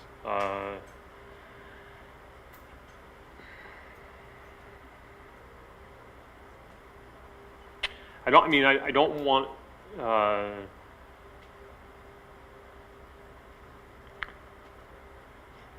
as someone who can procrastinate on things at times, I know the absolute last deadline gets met, right? I mean, if it's a soft deadline, it doesn't always get met. If it's something hard, and I think certainly we have it by Monday night or Tuesday morning all the things in there. So I think if we do at least shift that maybe hard deadline, I don't know how often,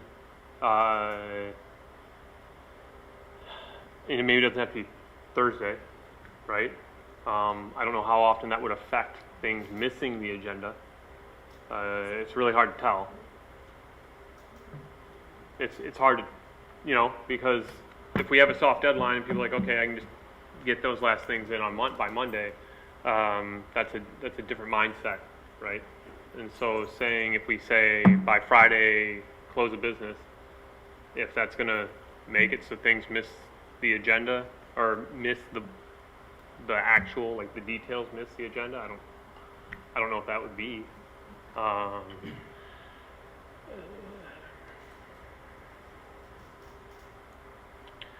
And I don't, my gut is I feel like maybe we flex a little bit as far as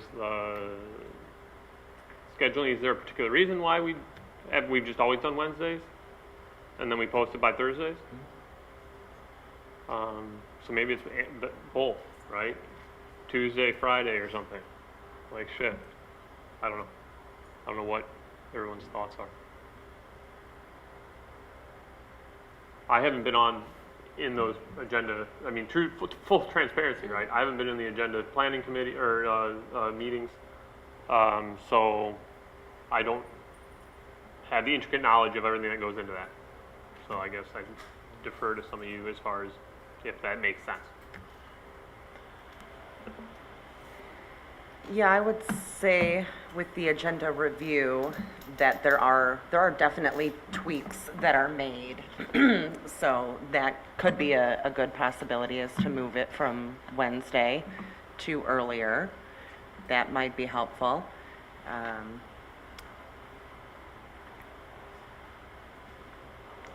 I agree with you, Shane, that I think we should have as much time as possible. A lot of the decisions that we make they're important decisions, and we need some time with them, and we need to be well prepared for how we intend to vote, the questions we intend to ask. And so I do agree with that. And then to also James' point, there are many times where things come up in between and we need to pivot. So I think that this definitely merits further discussion, and what a good balance and what that looks like that would satisfy all parties here between staff, superintendent, and board.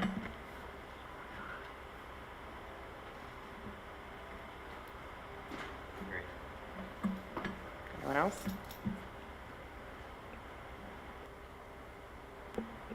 Okay. Any other items for discussion? No, Fresh out? I'm good now, thank you. Okay. All right, well, let's move in to item C then. We have our 2025-2026 board meeting schedule. We had looked at last meeting, made a couple edits, there were typos, but aside from that, the dates were good at that point. So would anybody like to make a motion? Move to approve the 2025-2026 regular meeting schedule as presented. Support. Shane, thank you. Any discussion? All those in favor? Aye. Any opposed? Motion carries. Item D, board member conference approval. I was actually on vacation for this agenda review, so I'm a little behind on the history of this. James or Tanya or Mike, was this an opinion from Troon that we do this, or this was just? It was just an opportunity. Okay. In the Monday memo, we have the list. that Okay. are available. Of the different, okay. Mm-hmm. We could go into the motion and discuss, or discuss ahead of time here. I have a personal I'll make the motion and then Okay, yeah. we can support and discuss. Yep, go and then ahead. decide if we're going to vote.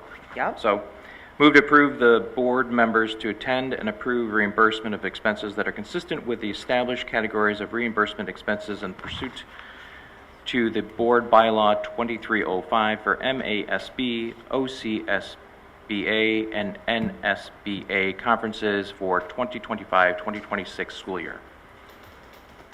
Support.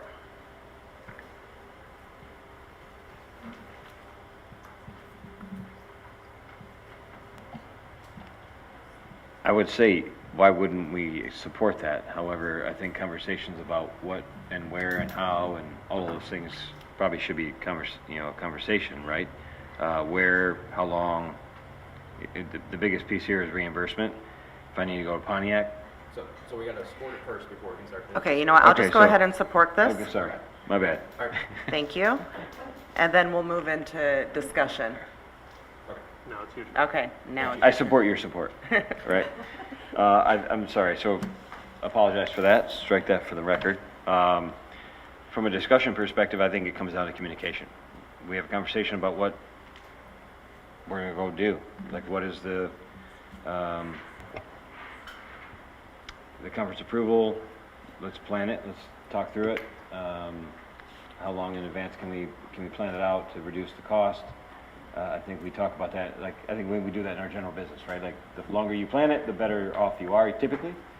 Right. And we understand it, So- from my understanding. So those organizations publish ahead of time at the beginning of the year what conferences they're putting on and what classes and such, right? So understanding that this motion is just for these three categories, the MASB, the Oakland County School Board Association, National School Board Association conferences, right? So this wouldn't include things, and keep me honest, things like going to a Lansing trip for meeting with the legislators, or if there's a big conference for school board stuff. I think that we had one for Mackinac, or in years previously, Aaron and Mary went to Washington DC and stuff. So those would still have to come and still have to have the normal approval process for reimbursements. So it's not, this isn't a blanket for everything and anything, but for things that match this category. So when we go to the monthly Oakland County School Board ones down there, I don't even know if there's a cost for those, but they throw on extra additional ones that you can go to and attend and stuff, and then that happens to go into our continuing education credits and things that we get.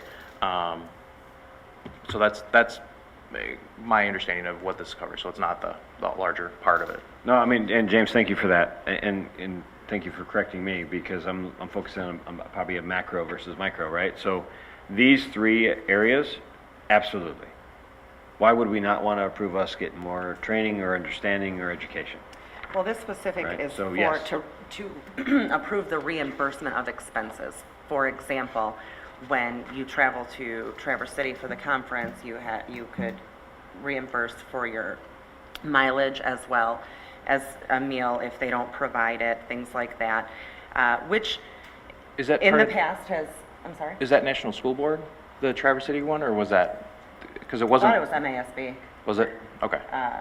But in any case, my personal opinion on this one is that we do not do a blanket approval for reimbursement of expenses. I think that we should be in the habit of bringing it every time, not only to avoid confusion, because to your point, the Lansing event is not a conference, and so it could be misunderstood that you would be reimbursed for that but it's not the same thing, even though it's hosted by MASB, it is not covered by this motion.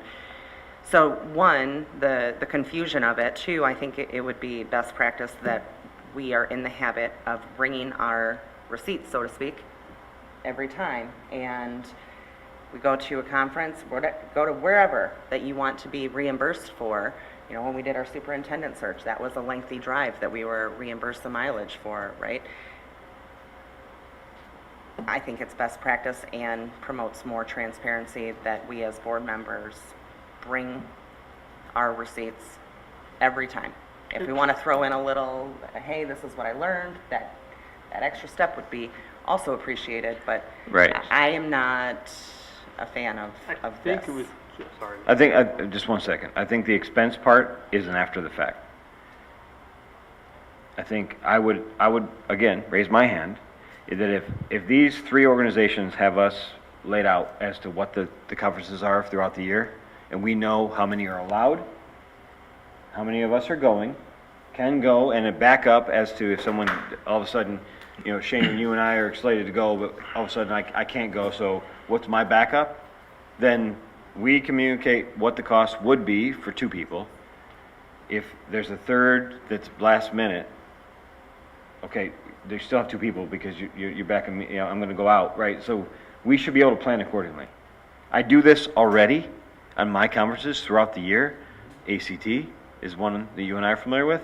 I know who's going. I know what the exhibit cost is gonna be. I know what the flights typically are gonna be. So I think we should go another step. I mean, if we know that these are laid out, pardon me for being obtuse here, but we should already be ahead of the schedule on this versus an after the fact submitting in a receipt. Who's going? What's the cost? What's the average cost? What is the last 2-year, 3-year cost, et cetera? And then you're going to have whatever this year's cost is if it's I don't know if you fly, but again, we should be able to plan accordingly and communicate accordingly, so. Well, I would echo Amanda. I mean, maybe it's separate from this, and maybe that's okay. But we should have, and we talked about it, I think it was just last meeting, even though it feels like it was a long time ago, a regular cadence of reporting what key takeaways or something. It really, I mean, I guess, depending on, it could be optional, but I would really like to see key takeaways from the time and efforts we've put in. And I maybe that's separate from this, but I know you mentioned, and I agree with you completely. But I would strongly encourage that more than like if you like to, you know, if you're going to any of these conferences, if you're doing any training, if you're going to Lansing or Washington, right? I mean, we have done that at times in the past, but it's not a regular cadence on Trip report. yes, trip report. Because again, just like that's kind of a regular. I mean, when I go to a conference, I'm expected to actually report back. Like I didn't just go there to hang out, right? And so I think it might be separate to this, but I think we need to set that as an expectation.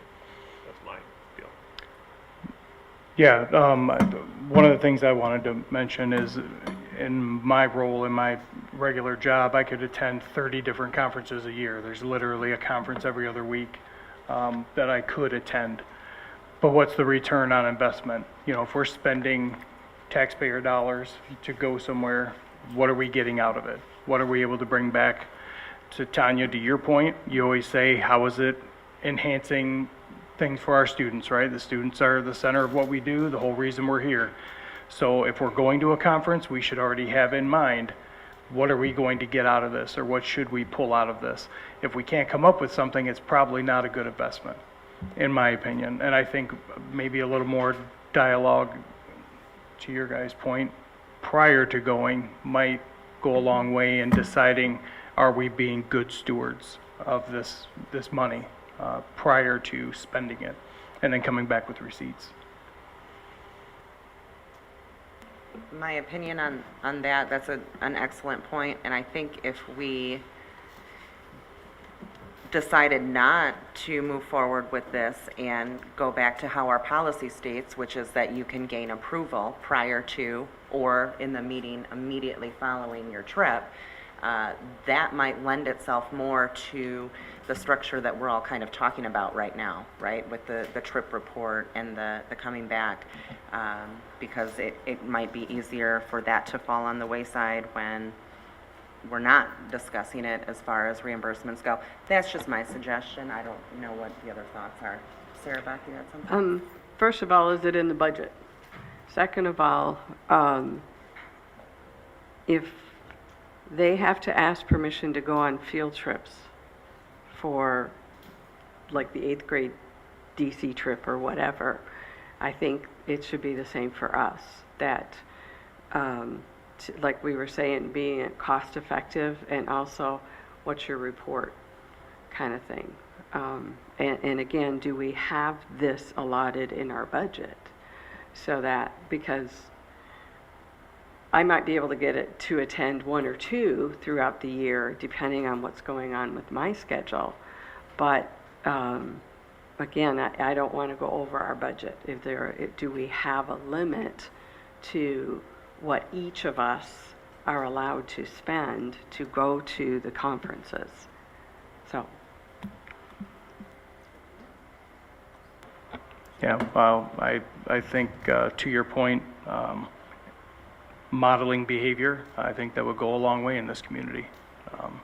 We ask our kids to be principled, and we ask our kids to do the right thing even when it's tough, and so I think that's absolutely the standard we should hold ourselves to. And to your point, policy, wow, what a concept. We follow policy. I think the last comment I have on this is that I would vote to approve this with the caveat of exactly what we've been talking about. With the caveat of 2 meetings before an event, or more, like maybe 3, we talk about based on coordinated effort to get there. These 3 organizations, these are who are planning to go. Let's talk through it, and then we just go from there. So I would vote to approve this on the general consensus of course we want to go be better. And then with the caveat, like a little 1A here of, let's have a conversation 1 or 2 meetings before the fact to coordinate the effort. And then we either agree or we don't agree, right? It's just communication. It's not just a blanket statement. Like I'm against blanket statements, right? So if there's an MASB coming up and James and I are going to go, let's talk about us going, dude. Like, does it make sense? Yeah. Does it make I think we can still do that under our current policy, and we don't need this, right? Yeah. And so I made the motion so we could have this discussion, but after hearing from everybody here, and it feels, and I'm making, that I'm going to withdraw my motion, because it sounds like we're not ready to move forward, and that there's some more either changing of wording, because we'd have to approve what's here, and to your point, Mike, of hey, maybe we add like the way that we're going to do it, operating procedures on how we're going to bring it to the board and stuff like that. But if we fall back to our policy, we can do that anyways and still keep within the policy, not add this on there, and so there's not a layer of confusion, and so there's better transparency. Just my closing thoughts on it. I mean, with that caveat, I really don't see what this saves us. Yeah. Right? Like, if we're going to be discussing it anyway, we can have it in the agenda, and it brings up a regular cadence of discussing it. We approve it, and then we have a trip report afterwards, right? I mean, but I don't know what this saves us, and I think it adds some confusion to Amanda's point that not everything would qualify to this. So, am I supposed to ask for approval, or was it already approved, right? And so I think it's just the normal cadence that we've had in the past, asking for approval, and then adding just some more dialogue with it. I think that would be great. And from a historical standpoint, when they went to DC, we gave a blanket approval to a certain dollar amount, not to exceed without further, and we knew that they would get reimbursed for that at the minimum of that amount. And it was to cover, being, whatever level, the plane or whatever, some basic stuff, right? But like meals and everything like that, they still had to come back and ask for it. So, and that was following within our policy. So, yeah. So again, I go back to, I withdraw my motion, and we can move on to the next. Excellent. All right. Item E, receipt of FOIA appeals. This is to acknowledge that we are in receipt of a couple FOIA appeals.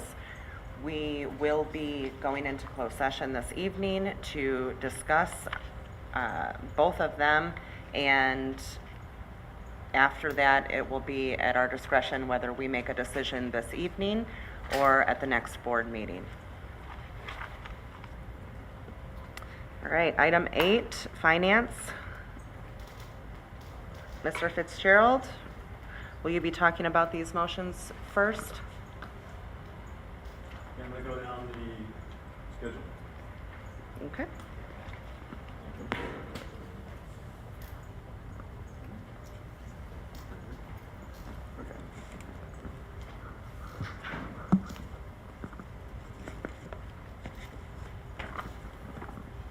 So the next item, the first item up is the request to have the board authorize a change in check signer related to our bank, Connie Haugen, who retired as the end of June, was the formal signer. Now we want to replace it with Courtney, and then place my name as a contact to the bank so I can communicate with them, but not sign for anything.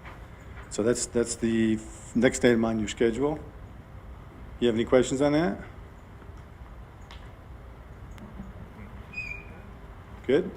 I'm gonna just keep rolling as we go through them. Do we have to We move, can though? do the motion first. Yeah. Okay. We'll put Yeah. a motion. I can do Thanks, that. Mike. Move to approve the removal of Connie Haugen and the designation of Courtney Mikowski as the authorized check signer for Oxford Community Schools effective July 29th, 2025. Support. James, thank you. Any discussion? Do we need more? No. All those in favor? Aye. Any opposed? Motion carries. I'll keep going. Thanks. Move to approve the removal of Connie Haugen and the designation of John Fitzgerald as the official district contact for Oxford Bank effective July 29th, 2025. Support. James, thank you. Any discussion? All those in favor? Aye. Any opposed? Motion carries. All right. Item Thank you. B, John, thank you. Additionally, we have 2 bid awards before you tonight. First one's related to the purchase of 2 used buses. And from an operating perspective, the district's done this on a basis as a regular standing operating procedure. Really, we look for buses that are coming off first-round leases, so we'll pick them up at a reasonable price with reasonable miles on them. These 2 buses, they're both 2021 Microbird buses. One's a 29 passenger and one's a 34. Both have approximately 31,000 miles. I'm going to say one's about 30, one's about 32 and change miles on it. They're asking, the bid price on that is $44,826 per vehicle. A brand-new vehicle as such would push you it pushes $100,000. And included in your paperwork are some quoted comparable costs for comparable vehicles. The pricing on these 2 buses through Holland Bus Company are very good. In terms of what we're requesting is the board to authorize administration to purchase the buses from Holland Bus Company for a total of $89,652.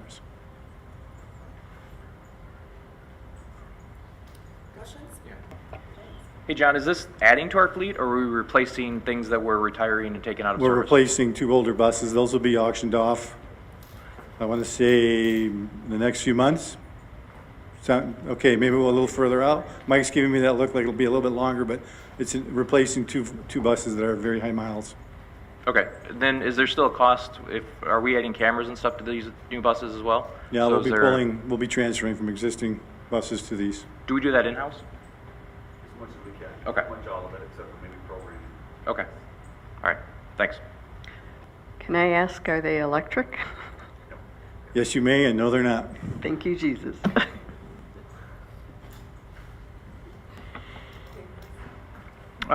John, quick question. Obviously, you're not a, mind reader or anything, but what can we expect to get out of the 2 buses you're going to auction off? Ballpark. I would guess 2 to 5,000, somewhere in the neighborhood.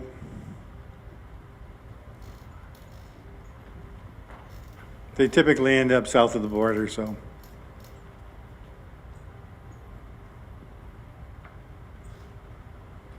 Any other questions? I mean, I'm surprised at the price. I mean, it seems quite low to me. I know it's 2021. I don't know the mileage, but I know you really can't get much any day and these days for 44. And I was surprised on a large bus. Well, these aren't the big buses. These are smaller passenger buses.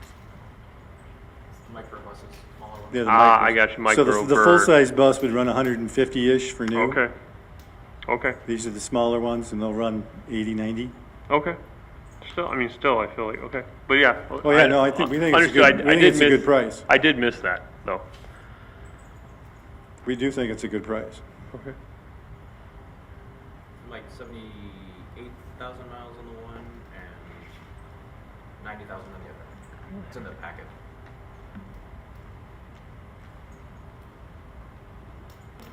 Yeah, Shane. At what mileage do you typically take them out of rotation? 100, well, Mike, you wanna, well, let me take a stab at it. If I'm way off, just straighten me out. Some of the buses that go on the dirt roads, specifically go on those roads, they go lower miles. They don't last as long.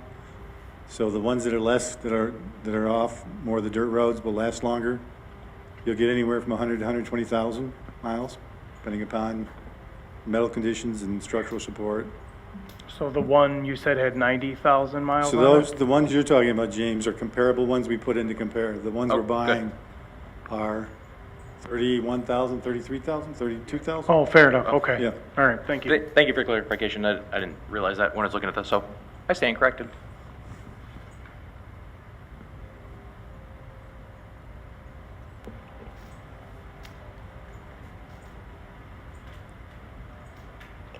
And if we did not move on this evening, would there be any repercussions for moving it to the next meeting, or is this a need to decide type of situation? The preference would be to move on it tonight. The vendors typically move buses to districts late June, early July. We've already kind of pushing them to late July because of the timing of our board meeting this year.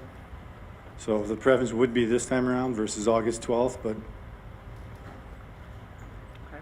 I would defer to what your comfort level is. Okay. If anyone is comfortable to make the motion this evening?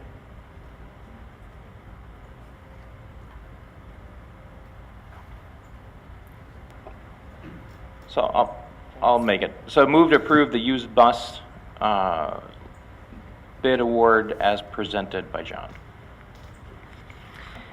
The motion we had also included the, Yeah, I didn't, Yeah. because we didn't talk about the copier yet, so I left No? that off on my Okay. motion. good call. Uh-huh. Want to wait? Why don't you go through the copier stuff, and then we Yeah. can do it all together. Okay, the copier, it's a little more nuanced. If it's a typical operating lease for copier, it wouldn't make it to the board. This is a capital lease, so it's a 60-month lease with a $1 buyout at the end.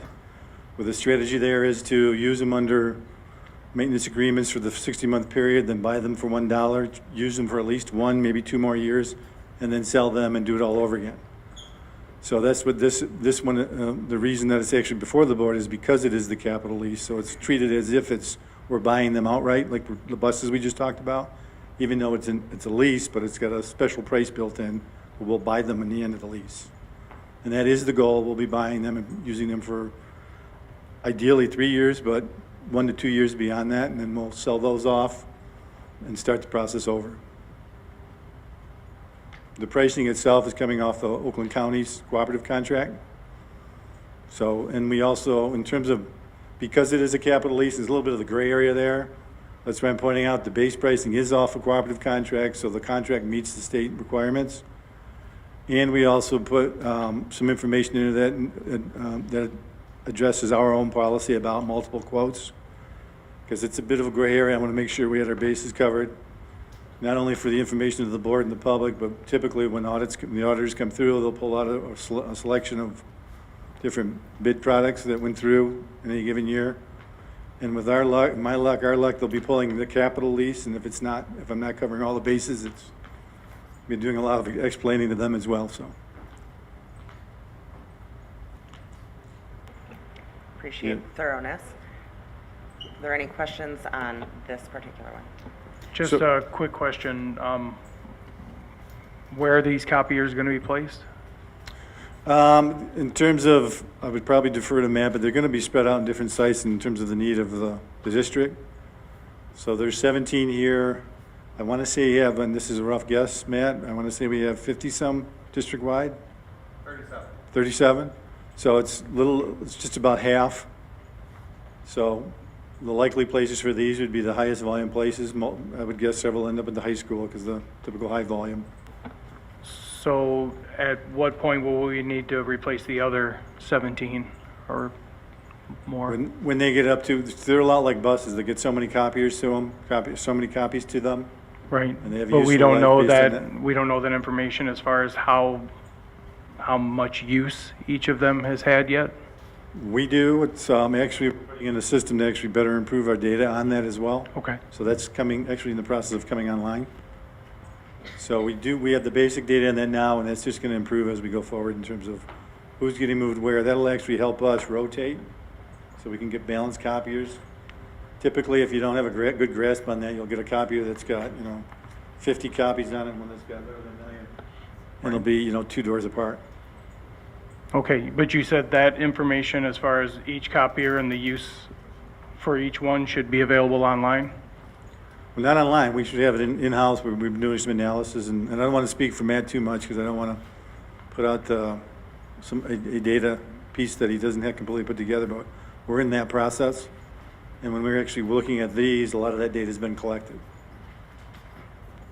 The new software piece that's coming online will actually improve our data management of who's using what copiers or what site per machine volume management. So And just for a quick clarification, the $207,000 figure is it's 5 years. So it's roughly, 40,000 a year-ish. All right, and when can we expect the comprehensive update? For? For the, you said this was The all remaining, listed under the assessment, right? The building assessment, is that what you just said? no. No, okay, I'm No, we're sorry, I doing, this is misheard you. an independent tech, from a tech department point of view of managing the copier fleet. Mm-hmm. That's being reviewed and built out with a better set of data based on some new software that's going in. Mm-hmm. So these 17 copiers have been kind of through that process, and that's where they're identified as to replace these. So now we'll have fleet management piece moving forward that will help us better manage the life of each machine, who needs to get moved when, those kinds of things. Right, sorry, I'm not trying to beat a dead horse here, but I guess I'm just wondering, like, you said that data will all be available. When would it be available for somebody to look at? Matt, can you take a swing at it? So we do have rolling leases on some of our copy machines. So to answer one of your first questions, we have 5-year leases on a lot of our different machines. And we picked up some over the course of years. We found a need here. We picked up a copy machine. We've been rolling through some of those. In this aspect, we're consolidating some of our leases.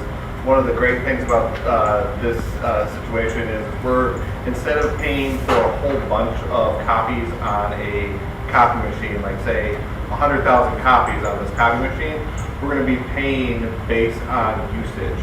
And then we're going to be instituting this system called PaperCut. And that system called PaperCut, what it does is when anybody sends a copy to the copy machine, they will release it with their badge. And when they release that with their badge, we don't end up with copies sitting on a copy machine because they accidentally printed it to the wrong machine. All those things. Now that data isn't going to be put out there to the public, but it is going to be something that we will be able to internally see what copy machines are being utilized a whole lot.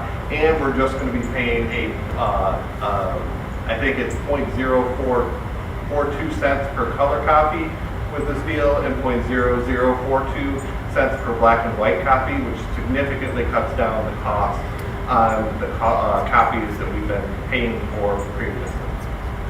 Does that answer your questions? Mm-hmm.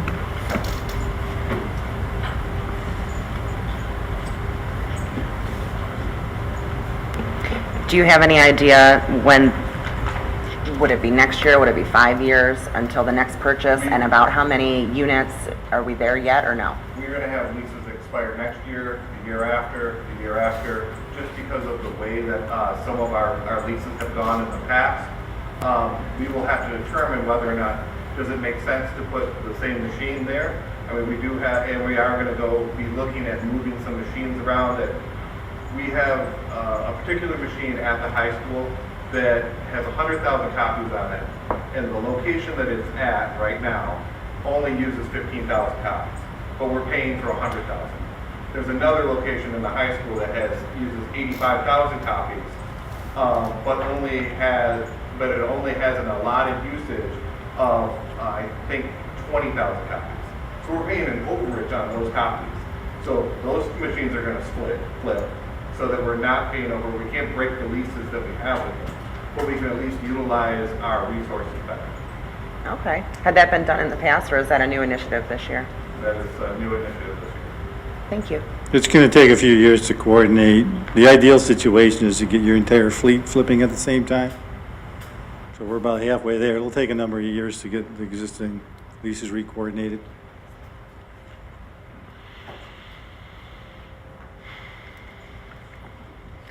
Same question, will this throw a wrench in your plans if it is not voted on this evening? Yes, that software that we have, that paper cut software that will significantly, we have to roll that out to teachers. Yeah. They're gonna have to get used to that system. Our trial of that has expired. They extended it twice for us already as we utilized it over the summer with central office to make sure it worked, to work out any bugs, so that the teachers could come back and we could feel confident. Also, Jim Gibbons, we put one of the devices in his hallway so that he could understand how that software works. So when we roll it out, and the union teachers would know how to use it.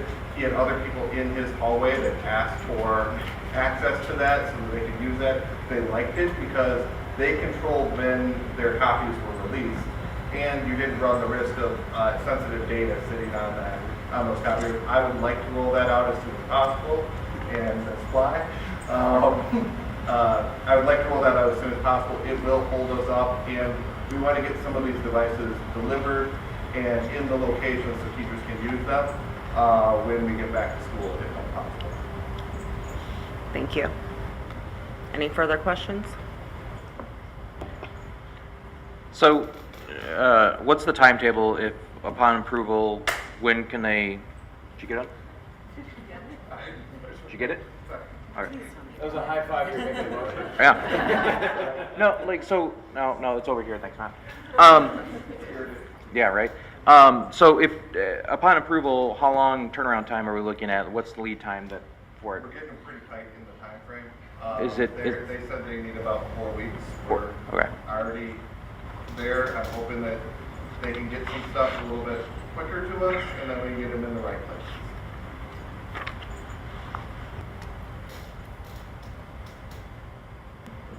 Okay. If there aren't any further questions and anybody would be comfortable making the motion, go ahead. Mike? Ready? Move to approve the used bus and copier capital lease bid awards as presented. Support. Sarah Beth? Any discussion? All those in favor? Aye. Aye. Any opposed? Motion carries. Thank you. Moving on to item C. Are you also speaking to this one? Thank you, John. Oh, yeah. That'll be the rest of the night. I was going to bring a chair up. As the earlier people had spoken to, and as you're aware, we have a donor who's generously helping out with the field turf replacement piece. From a district point of view and working with legal counsel, the document that's in your board packet, it's affectionately referred to as the lease/donation agreement. That's the mechanism to which the transference of ownership, installation and ownership is driven by. The request is the board approve the lease agreement as substantially as it is in the form that is presented, and then authorize us to finalize information with the donor and then execute the document. Typically, a lease like this is a $1 lease, a low-dollar lease. It's to create the lease relationship, so you can establish a leasehold improvement relationship, and that's how this is going to occur in terms of the work at the field. So when this very short-term lease ends, say, I would guess very early September, the ownership reverts back to the district. By the look on your face, you've got a question cooking there, Mike. I can hear it. No, I'm just, so what this is, so the donor is the customer for a time, for this, to pay for all the costs that come with the field replacement. Yep. And that's why it looks, well, that's why there's not many details here. Right. And so that's what, We're just trying to ride the line of keeping the anonymity of the donor, and then in an agreement that protects the district and actually protects the donor as well, puts their organization in position how they want to handle their end of it. Now, all the actual facilitation and work is, we've got personnel that's in coordination with them, trust me, on a daily basis. And from the way things are structured, there's an incentive for them the vendor to get things done right, quick. And then knowing our role is, we're almost acting as the CM ourselves in this regard, but is in coordination with the donor.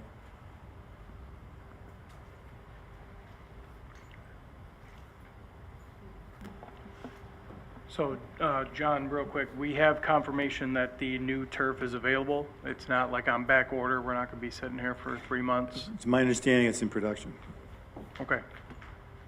All right. So it'll be, when are we scheduled to, if we approve, when are we scheduled to start the tear down and? Whenever you end the board meeting, literally. We will be done by the 28th. Okay. My question is, does this affect the stands in the buildings, or just the field alone? Purely the turf. Just the being turf. replaced. Didn't he say and the goalposts as well? Yeah, there's some goalpost work that's going to go on, that's contained within the turf. Okay.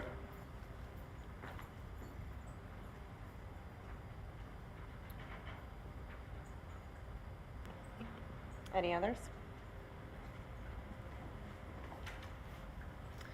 Would anyone like to make this motion?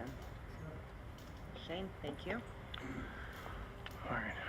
Pick the longest one. Move to approve a lease donation agreement in substantially the form presented, and to authorize the Assistant Superintendent of Business and Operations or his designee to negotiate, modify, complete, and execute the agreement on behalf of the board in the district's best interest and subject to legal review. Support? Yes. Mike, thank you. Discussion? From the bottom of my heart and just on behalf of the board, I know I speak for all of us when I say thank you so much to this anonymous donor. What an incredible gift.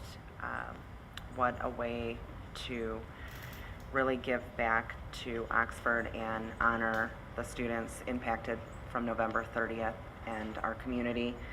And to include that, I think, is just incredible. So thank you. I wish I had better words than thank you. It is a monumental donation. If I can. Yes. If they're listening or anyone knows them, whoever they are, as someone who travels North America, our stadium is known.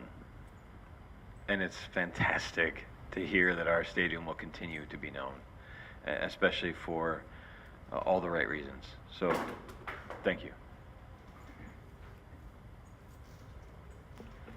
All right, all those in favor? Aye. Any opposed? Thank you. All right, motion carries. Thank you again. Item D. The school loan revolving fund annual loan and repayment activity application resolution. This is second reading. It's comes through the board annually. And again, we are expecting to pay down on the school loan revolving fund this year. And that's really all I got to say on that one.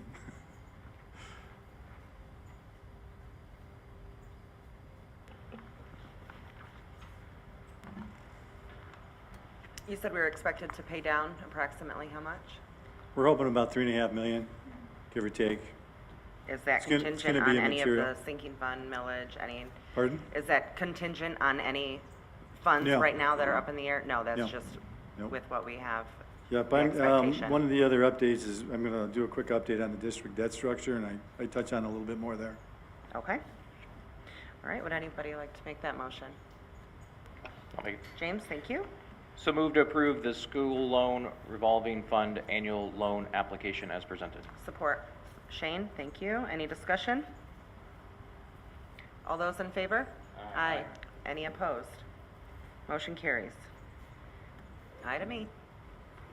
The next three items are updates, so starting with the insurance quoting update and relevant conversation that's been going on a little bit earlier.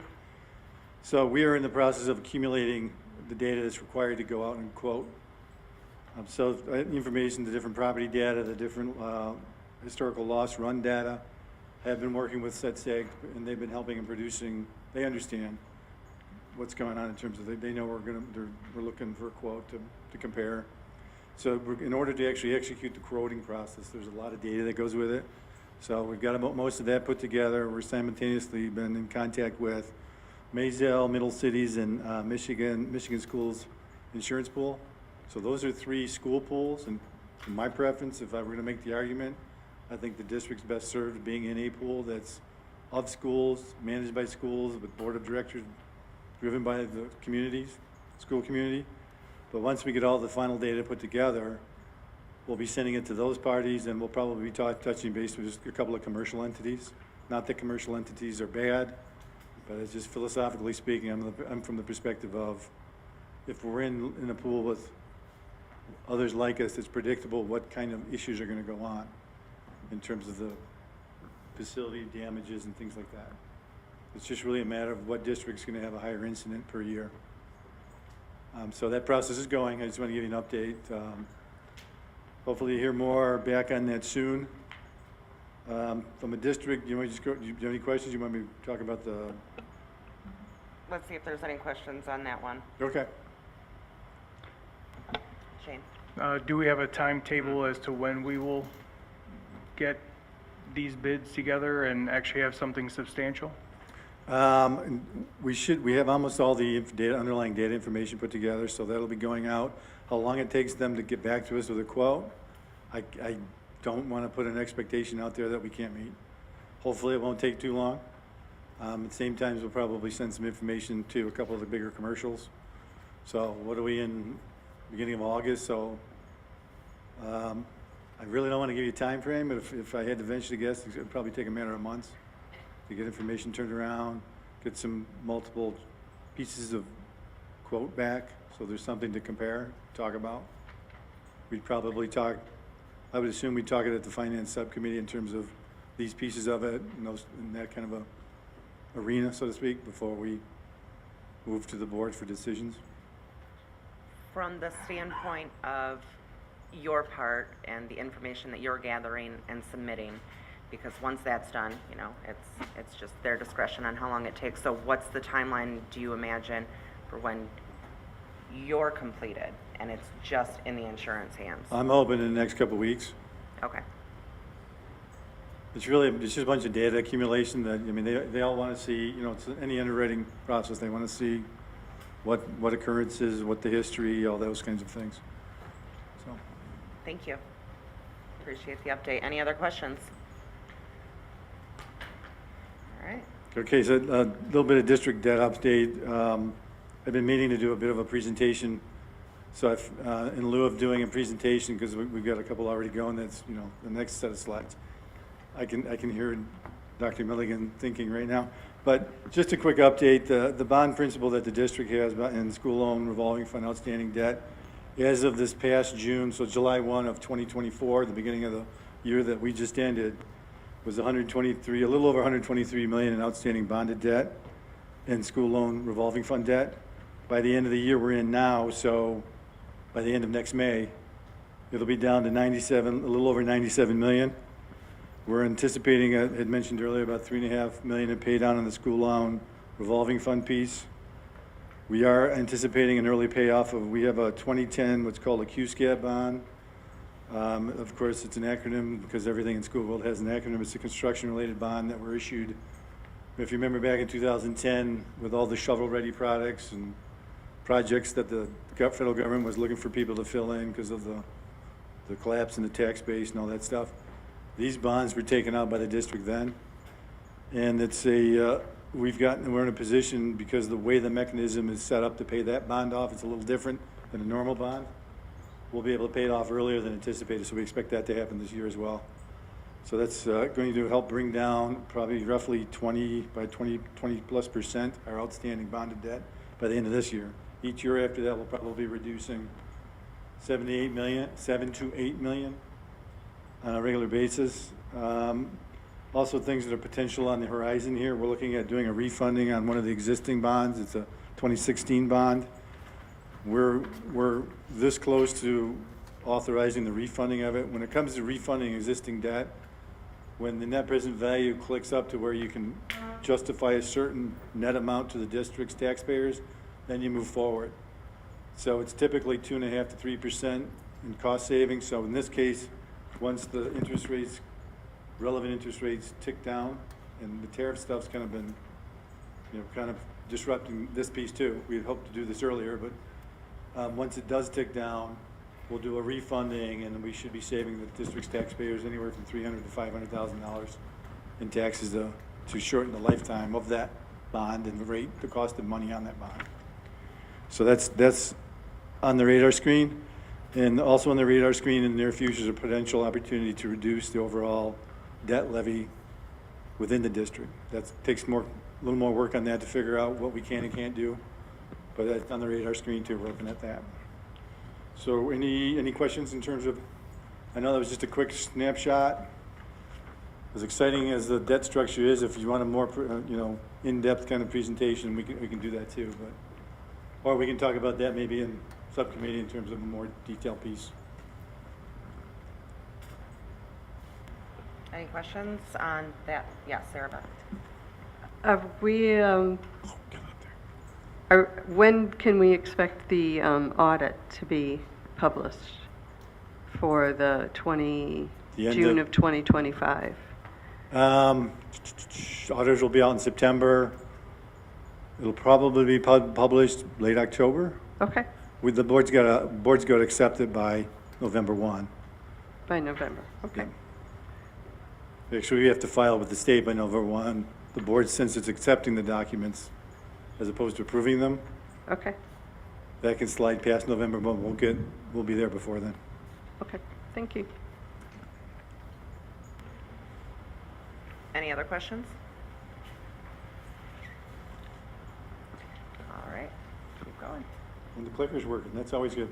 All right, so the next update is related to the sinking fund. That's the millage that is on the agenda tonight, along with the operating millage. There's been a lot of questions, I understand, about the millage, what the previous sinking fund was spent on, what we're looking at for projects going forward, those kinds of things. The ideal world would be able to produce, here's a whole list of projects that we know we're going to do with any approved sinking fund. We won't have that list until we're done with our assessment of the district. So that's happening concurrently. So to the point of what the money will be spent on, without being able to say, X, Y, Z at Daniel Exford Elementary is going to get done, just as by way of reminder, there's a certain list of costs or list of allowable expenses that we can spend them on. So within that general realm, just like the last sinking fund, it's audited every year. Anything new would be audited every year for compliance as to staying within what you can spend the money on. So just by way of example, this past year we spent over $1 million out of the general fund. That's money that could have been plowed into the classroom that we had to take care of the physical facility piece with. So a little bit on what we can. To my earlier point, we'll be replacing boilers, chillers, hoods, ventilation systems, a lot of the big, not really exciting, but must-have systems.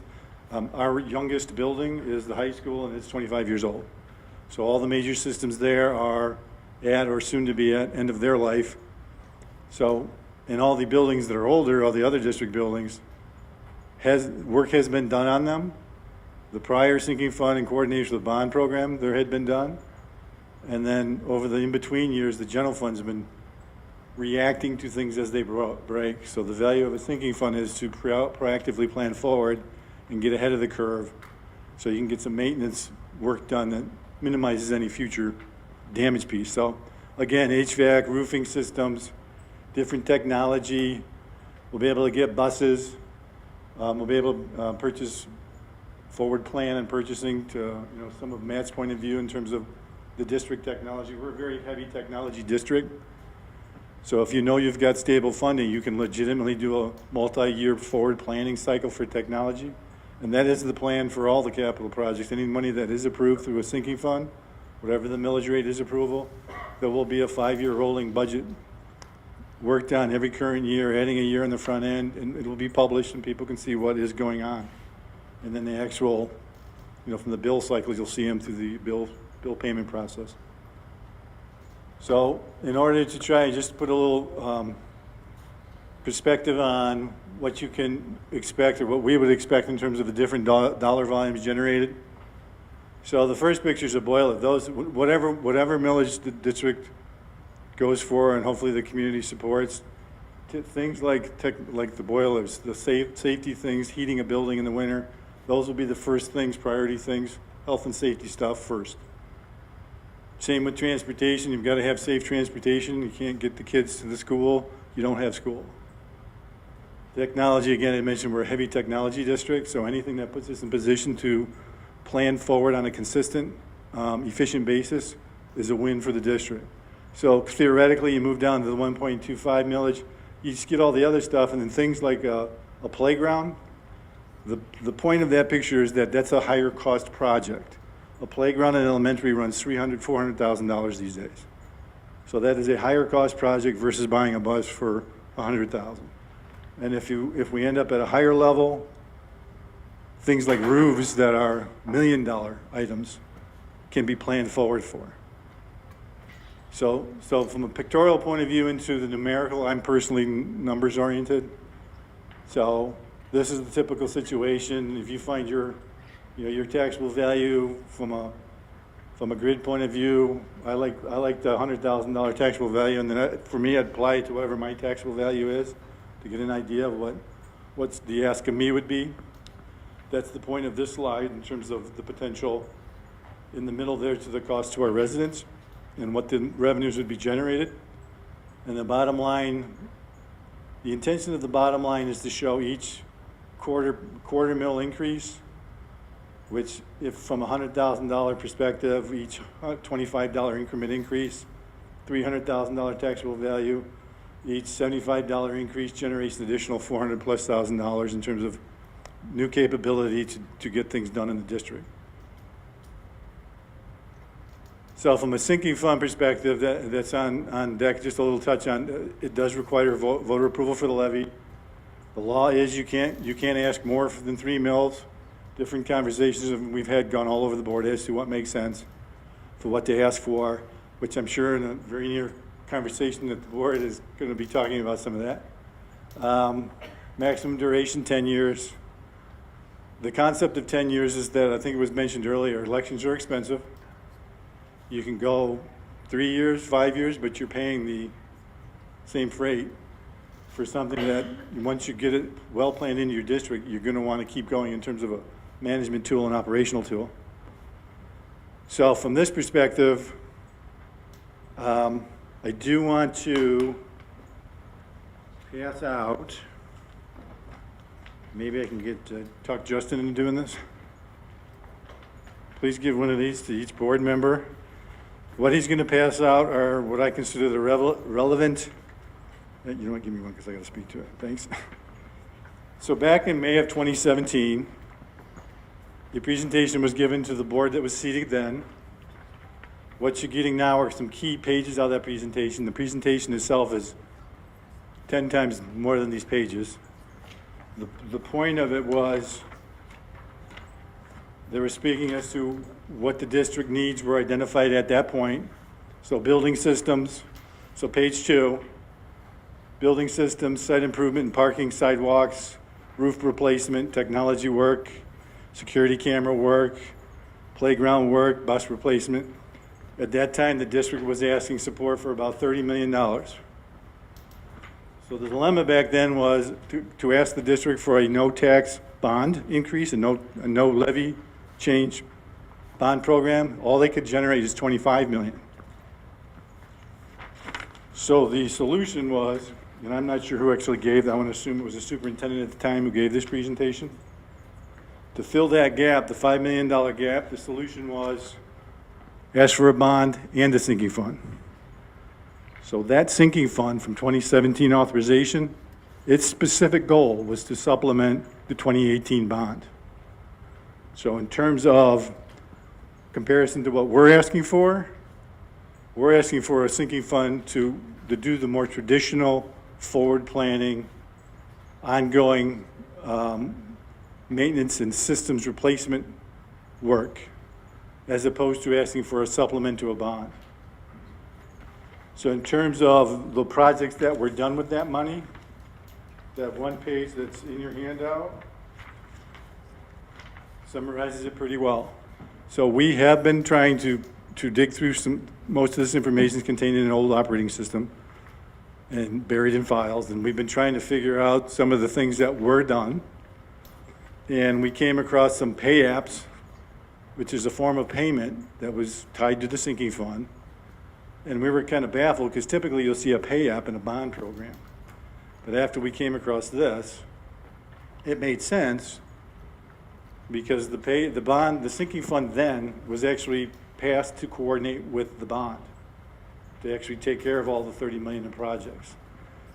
So that was the starting point of that sinking fund.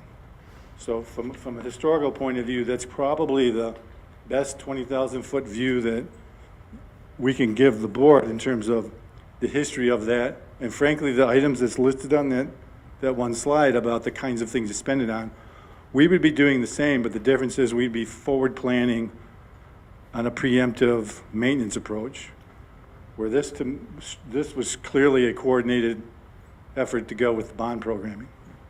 So, and I do know there's a 2018 sinking, or a 2018 debt fund, which tells me that this actually happened. And there was a sinking fund, bank account and accounting side of it. So these things did happen. So the long story there is to try to give the quick overview of what the other sinking fund was actually designed to do, or the intention of that. And it's, near as we can tell, they pretty much delivered what they wanted to. Oh, can we switch over the other one now? Sorry. So that's more of an, what that piece there was about, more of an update in terms of the history of where the sinking fund piece came in. So to close the update out, so we did, as a district, we did a, I want to say it's a four question survey. And we put it out to the public to get again, a 20,000-foot feedback point of view in terms of where we're at as a district. So the basic questions were, do you currently have a student? The next question, this was pertaining to the general fund operating millage in terms of all that wording boils down to, would you support the renewal of the general operating millage? 70 to 30 was a positive yes. Same kind of question was asked about the sinking fund millage. And if you answered no, then the survey ended there. If you answered yes, it moved into a set of questions that had, how much cost would you be willing to support? So we could help, because at this point when we did this, the administration and the board were thinking in terms of and working in terms of what makes sense as a levy. So this kind of painted the picture of where people would stand in terms of if they had a choice of how much they wanted to pay annually. So this is really the 4-question survey that went out. It's informational from a perspective of how it's across the board. I was really surprised that there was a drop at the 125. I kind of thought it would land at the 125. So I don't know if this is going to help you guys in your subsequent discussion or muddy the waters, but when I look at it, I see the 100, the 125, the 150. I add up all the percentages, divide by 2, and I land in the middle at the 125, which correlates to the 1.25 mil. But that's just my math head. So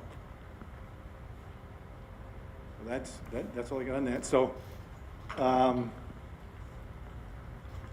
From an update point of view, that's all I've got with that. I'd be happy to answer any questions. I know I just threw a lot for an update, a lot of information at you. I figured that with the next subject on the agenda, it's better to have you guys understand it than. So help me understand, with the 2017, I know you said you looked back in the programs and were kind of confused about where you found the numbers and data. So do we have an accounting? One of our people found that PowerPoint. But as far as the money spent, do we have an accounting of where that sinking fund, where? Yeah, though, every year the existence of that sinking fund, every year it's audited, just like the bonds were every year audited. So from an annual point of view, the summary information is contained in every board audit that's there from that time frame. There's not a lot of data on it. It really breaks down to here's how much revenue came in, here's how much was spent on the big category. Most of the 90% of the category is capital, so which you would expect. And then the auditors will go in and they'll do a statistical analysis and they'll pull out a statistical relevant number of payment vouchers, so to speak. Cross-check them, make sure they're legal, everything was done, like I earlier mentioned about when we do some kind of an RFP, like or get a bid award, making sure that all the I's are dotted and the T's are crossed, because the auditors pull those too in the same manner, so they did the same thing with the sinking fund in the prior bond work. And then they make an assessment that the district's in compliance with state law and all the stuff and all those compliance issues, and that becomes part of their when they give their okay on the actual issuance of the district's audit for that year. So there's not a place for the community to see. From my understanding, this time around, the intention is to have a dashboard. Well, yeah, going forward, there'd be, literally, we'll have online the budget planning, like I said, the 5-year planning going forward for the sinking fund. They'll be able to see this is happening at this building, this is happening at this building. You know, those 2 buses were bought, some technology they'll see from a going forward piece, and each year that we complete, there's an audit done. And there'll be the data system, the financial system we have now is a better data capture system. So when you want to go back and look, it's much easier to drill down and see what the specifics were. So the other kind of challenge too, in terms of producing a detailed project list without having the entire district assessment in front of us, is I've experienced in past roles that if you put a list of things out, and this was literally tied to a sinking fund in a district not too far from this one, if you put a list of projects out, there will be people that will say, that will, of course, make sure you live up to what you're saying. But, and this actually happened in the district not too far from here, when that project list went out, legislation shortly changed after that, making a whole slew of the intended projects not legal. So now, for years, there were people asking me, why didn't you do this? Because it wasn't legal. So personally, from my own work experience, I'm jaded in terms of putting out something saying this is exactly what we're going to do until we have something like our assessment completed to produce that data that we know, sorted by our priorities being health and safety, and then working backwards from health and safety down to nice to haves if we could ever get to that point on the sinking fund. That's all going to be captured in the projects that are selected to be done on that budget count, that budget schedule. So it's literally what we've done in the past is a schedule that by year, here's the projects, you know, the building, the issue, timelines, the cost, and if somebody had a question about it, they could simply say, tell me about the XYZ at ABC building, and here you go. This is what was done there, and this is what we're planning to do. So I understand the being jaded part. However, we are asking our community for Well, a I know. lot of money, and the law could change at any time. We've seen this happen multiple times with our legislators here in Michigan. So do we have, I know the facility study is not done, so do we have an idea of when it will be done? And do we have any preliminary results as far as highest needs buildings? We know all the roofs leak. I should say roofs, parking lot, base infrastructure, and then the HVAC-related systems when it comes to the health and safety of keeping places heated and cooled. They will be the first priority projects. I mean, I can tell you without fail, those will be the first ones going through. I can't tell you which specific building will launch first, but we'll very soon start planning for stuff, because literally, in order to get anything done next summer, we have to start going to vendors late this fall. So even by late fall, there'll be a much clearer picture. We'll have the assessment project itself done, data piece done. Ideally, again, I'm going to give a time frame, and I can hear Tim yelling at me now. Ideally by the end of September. So we've got the roofs engaged. We've got maybe sooner, but we've got the roofs engaged. We've got vendor doing a parking lot sidewalk hard surface analysis. And we've been pulling existing analysis that the state sent some people out last summer to look at all of our instructional buildings, the main operating pieces there. So we're getting our hands on that, because they've got a lot of data that will just immediately peel out. So I don't want to promise a time frame and not deliver it, but it's in process. I apologize. Any other questions? Just, Mike. not really a question, but so as far as the sinking fund is concerned, so in this, out of 633 votes, I guess, so 57% said yes, and 70, I'll say 5, maybe it's a rounding error in there, but 75% of those would do at least $100, $1 mil in this math. So you're looking at this one? What's that? You're looking at this screen? Yeah, so comparing, because that's only yes votes, right? I mean, that's obviously. Yeah. So it's only yes votes. And so then 75%, I guess, because clearly there's a rounding somewhere. Yep. But 75% of the yes votes said they'd do at least 1 mil, according to this, as long as they read the question correctly. Yep. Out of 57% though.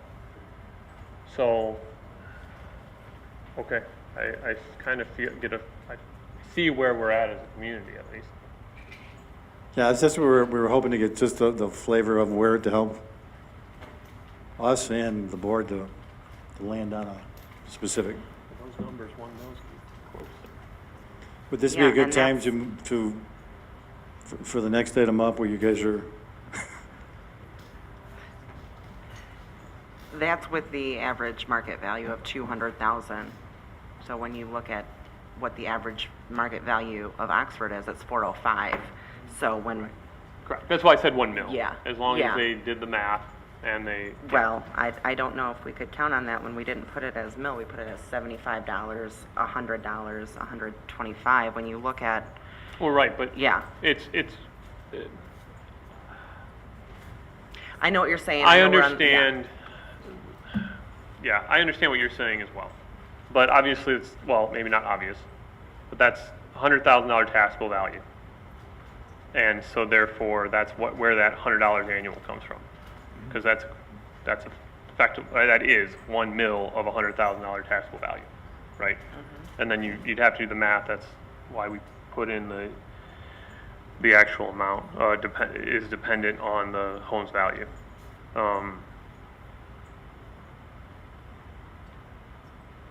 I guess my point is assuming that this is good data. It's for it to be yes, 57% to be yes in the previous slide, right? And then so this is only the yes votes, and only 76 of those said above 100 or 1 mil.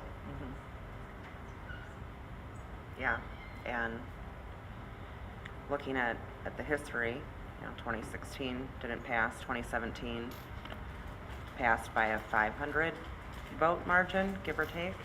I mean, that's what that comes down to. Yeah. That's what. So, That's what that's looking at. Personally, I'm not comfortable with 1.5. I think it's too high. I think our survey and data that we, all of the data that we actually have available to us, it's not lending itself to a 1.5, in my opinion. No, that's kind of my point. I mean, I see the need, right? In the grand scheme of things, this is not a huge sample size, but it's, I mean, it was more than I expected, honestly.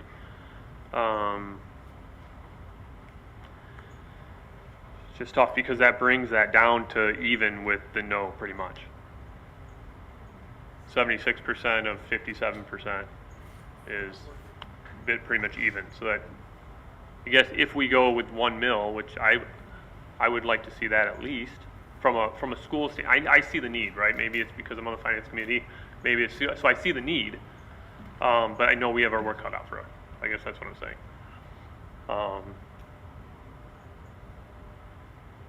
Yeah. Bottom line is that we are in debt, and we are asking our community to take on more debt or to push it out farther. When I looked at the June 2024 audit, we are not going to be out of debt till 2048. So we are leaving a debt to our great grandkids at this point. I don't know about you, but I try to pay my debt off and be out of debt.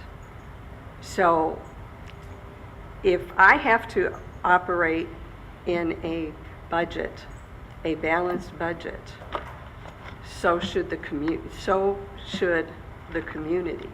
So I'm disagreeing with even, to me it's insulting to our community to ask for more money when we have not been good stewards of what we've already been given. So, can I respond to that? Just clarification. Sinking fund does not come with debt. It's pay-as-you-go. It's a tax, there's no debt. What you're looking at in the audit's a bonded debt that's related to the bonds that were previously authorized by the voters in the district. The goal of bonds like that, because they go out so far, when you vote for a bond and your kid's starting in, say, first grade, they're going to be out of school in 11 years. That building that you just paid for is still going to be around another 40 years. So the point of a bond for those big projects is to spread the cost of that building over the generation of kids and families who are going to use it, versus a sinking fund, which is the maintenance piece. Because when the state did establish how school districts were paid in the 90s through proposed lay, they did not take into account the brick and mortar facility maintenance. That number, that foundation allowance, was purely calculated on general fund school operating costs. So just, I'd be happy to walk through any of this whenever you'd like.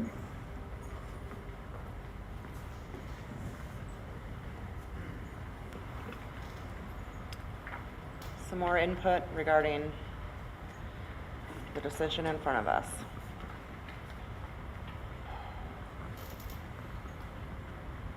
James, do you have a number in mind that you're comfortable with? Mike A? Yep.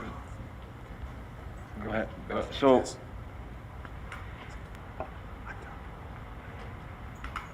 data in front of us. My gut's telling me we need to go for a larger sample size. Like, we need to educate and put this back out again and get a larger sample size and have a better constitution of data, right? Because we just talked about data. We just battled about data. And we have 25, 35, 6, 35, like, and then what is the constitution of data? Like, what is our sample size? Is it 5, is it 10, is it 100? Like, I feel like we need to have more input from our community to validate yes or no. To have a sample size of 10 and then have 75% of them say yeah, I'm just saying, for the argument of the data, I'm just saying, personally, My gut is telling me I would like a larger sample size. Our community is much larger than what we are looking at from a sample size. Statistically, our sample size total is about 10% of who we'd expect to be there in November, probably, roughly. So if we are to then decide and have a conversation at the table about what's in front of us, based on the data provided to us and the information that we have, then we need to vote on the information we have. And if that's the case, we put forth that conversation and let's talk about it, right? Then we don't belabor the point and we move forward, right? I just, my gut was telling me like we needed a larger sample size, but if this is what it is, we go on what this is, let's have a conversation about what's on the screen right now. And what do we want? We want $75, we want $100? Do we vote for our community based on the data we have and go from there, right?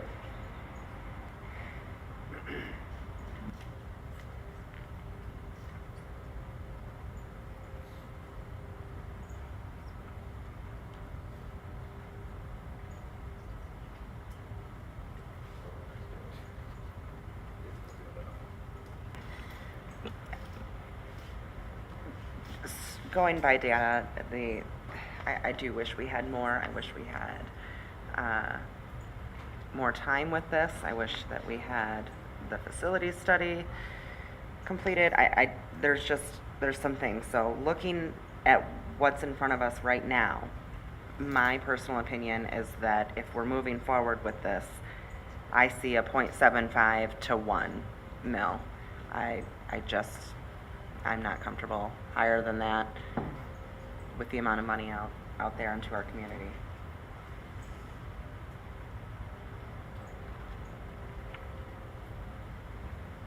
I don't know if there's a preference.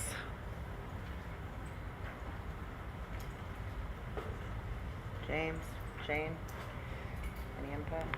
I'm just looking through the home values and difference on what it would be yearly.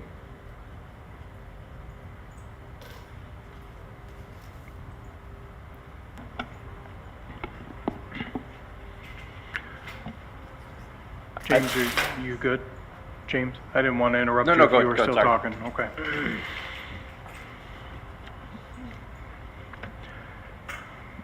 The way that this is set up and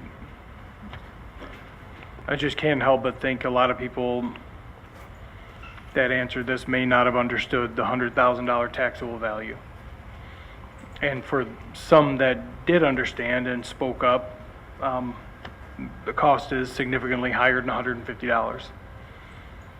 So, You mean you're talking about to them due to their home value? yes, absolutely. So I think, we serve on the board for everyone, not just a select few, not just some folks that live in Waterstone or some folks that live, somewhere else, right? We serve everyone. So I think right now we don't have necessarily a comprehensive plan as far as what we are going to spend this money on. We have to wait for a needs assessment to be completed. And I guess at best I heard, end of September is when we're going to get that information. I mean, I think if we wait till the end of September and then try to decide on this, it's going to fail miserably. We can't wait. Right, but I mean, if we wait to act on this, in any way, Yeah, so if we don't do anything tonight, then nothing's going on for November, and it'll be a whole nother year that before we would be able to, revisit and re-put this up, just for clarity.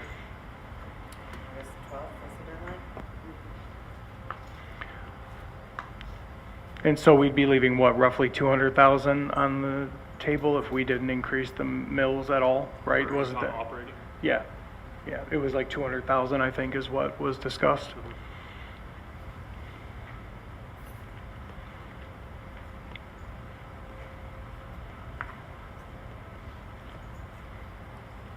So out of the four options, what are we putting forward? Well, okay, so, one question. So the motion says, as written.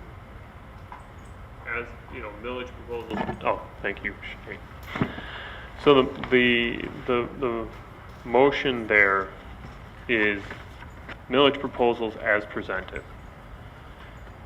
How do we, We have to decide on the mills, and that would be what we'd be voting. So we'd have to understand that in the motion would be, trying to read it, but it'd be like for the 1.0 mil, 1.25, 1.5. I think it might be in our best interest to take a vote of the mills separately on the sinking fund. that's what I was Because thinking. the motion that we have on here is to approve the millage proposals as presented. So in order to get there, I think, especially since we don't seem to have a consensus right now, we should take a vote on the individual mills first. Put that into the proposal on whichever, you know, wins, and then make the motion. So, we could have some more discussion. I could run into a motion starting at the top, you know, we could start at 1.5, vote on it, go down to 1.25, vote on it, go down to 1, vote on it, whatever. We could go that way. We could have further discussion. Does anybody have a preference? I'll make a motion for, I move to approve the millage rate of 1.25. You said 1.25? Yes. Okay. We have a motion. Do we have support for 1.25?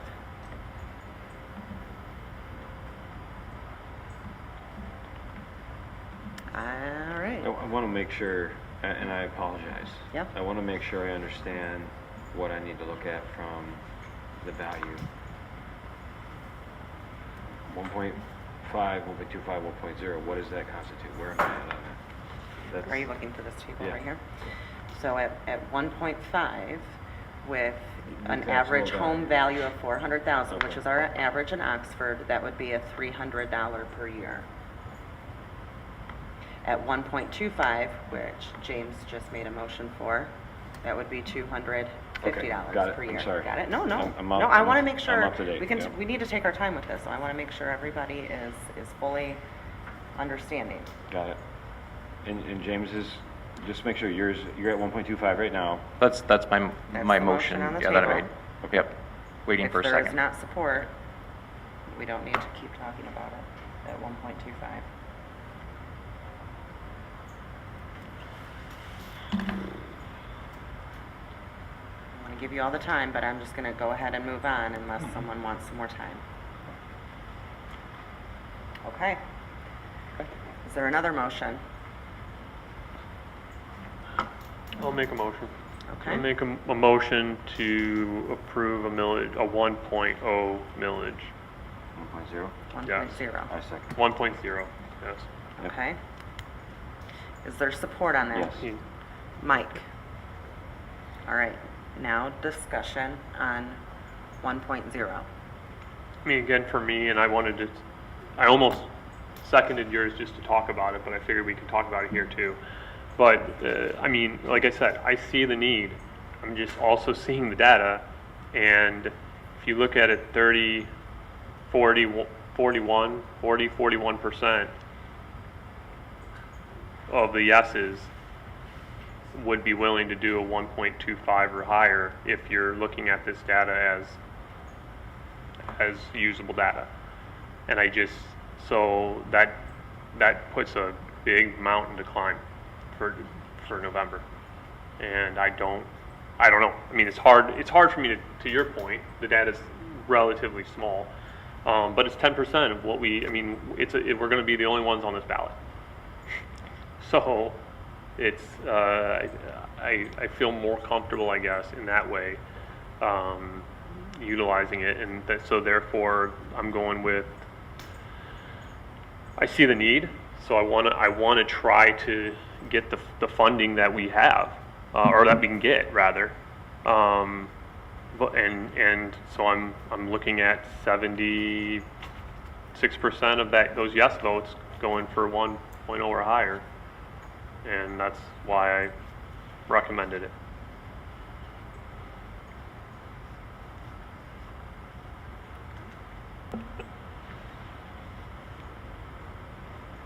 Any other discussion on the 1.0? I'd feel a lot more comfortable about all of this if the assessments were already done, if we had, a plan, a comprehensive plan, if we were able to look back and find a lot of data as far as what we did with the money previously. I feel like this community is dying for us to give them answers, and we're kind of asking them for more money on hopes, right? Just trust us. And I don't know that that's going to be enough.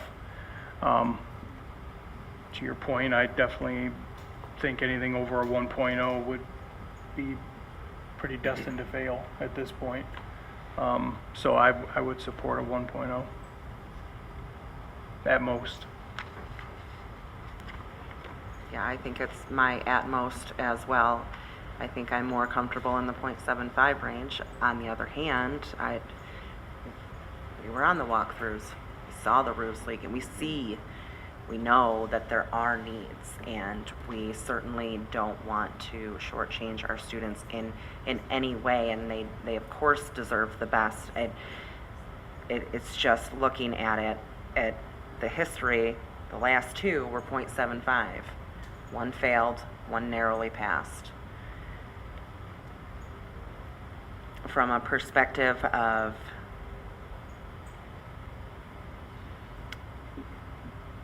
do we go higher than that and risk losing it, or do we go, there's a lot to think about here.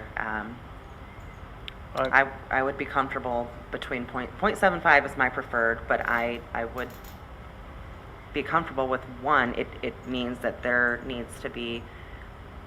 going to need to be a campaign that is going to knock the socks off of this community, and it needs to be full of data, and it needs to be well. We need a comprehensive plan. Yeah. We need an Yeah. actual plan that somebody can look at, sink their teeth into, and understand, instead of just saying, well, roofs leak, boilers blow, electrical boxes unfortunately catch fire.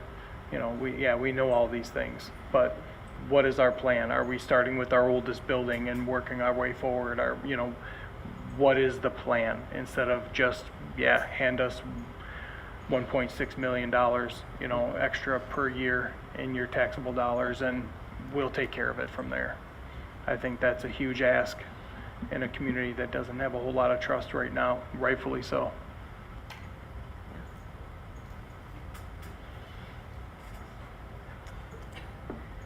Any further discussion on 1.0? Okay, we have a motion. We have a support. I think it's probably best if we just do roll call on this one, just to ad hoc go around. Do you mind if I just start at one end of the table, or? Okay. Shane? Yes. Mike Whitney? Yes. Mike Aldred? Yes. Angela McDonough, yes. James Summers? Yes. Sarah Beth Campioni? No. No. Okay. Okay, well, it looks like we've settled on 1.0 as our rate. And so identifying that as what our resolution is going to, the proposal, excuse me, not resolution, will read 1.0. Would anybody like to make that next motion? Unless there was continued conversation on the millage. We talked about the sinking fund mainly, but I just wanted to make sure that there was space for the millage if anyone had anything on that. Okay. If anybody would like to make the next motion?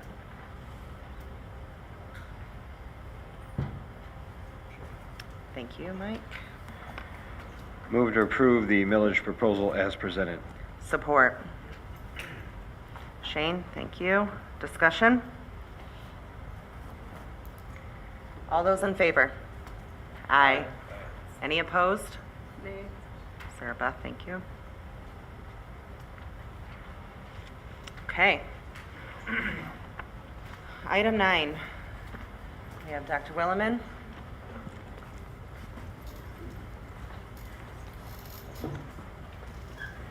All right, so I have two things this evening. The first is the code of conduct for the first reading. There's my clicker. There weren't a lot of changes. This is based off of the Michigan Model Code of Conduct that was set in 2019. That was the last time the state revised it. Over time, we have done some personalizations as we are allowed. So this year, looking at the cheating and academic dishonesty violation, we wanted to add language around artificial intelligence, as we will be continuing that work and just being able to make sure that that's clear, that that's part of that. As well as the model code of conduct had closed campus, meaning our students can't leave for lunch, in with the same category of leaving school without permission, which are two very different. Like, you could be leaving school without permission to go to lunch, but there are other times where you're just walking off campus grounds. So wanted to separate those into two different, keep them there, but separate them out. And then just updating formatting and numbering. We've been able to transition it to Google Docs so that it's just easier to share and more friendly. And so this was part of your board book, and this is the first reading for this evening. Any questions? Thank you. We don't need to make a decision on this tonight, Nope. but are there any questions? We will be making a decision at our next meeting. Okay. Move into your next All right, item. and Thank then you. the last thing is Lighthouse Connections Academy, the virtual charter school that we authorize, has an amendment, wanted to make an amendment to their contract, which the board has to approve, and it was simply job description updates. A lot of it was the same. What seemed to be the biggest difference was they changed, let me scroll, sorry. They changed the role of academic interventionist specialist and ELL teacher. It seems that they created a wider umbrella with just instructional coach to give themselves flexibility. There were little changes, but the core jobs remain the same. There really isn't much of a change there. So that is all I have. But since we authorize them, any amendments made to the contract, the board has to approve. And then should you approve it this evening, I have to update that in the GEMSMAR system. Any questions about that? Okay, thank you. Just to clarify the question I had already asked earlier. Yes. That was switched, correct? Yes. And Yes. the new That description was is more that was a robust. mistake on Yep. my point. It's like when you send the email without the attachment. Yep, just I wanted to a- make sure, Yep. 'cause it Yep. made the Everything most was sense. switched. Yes. Okay, fantastic. Any other questions? Motion?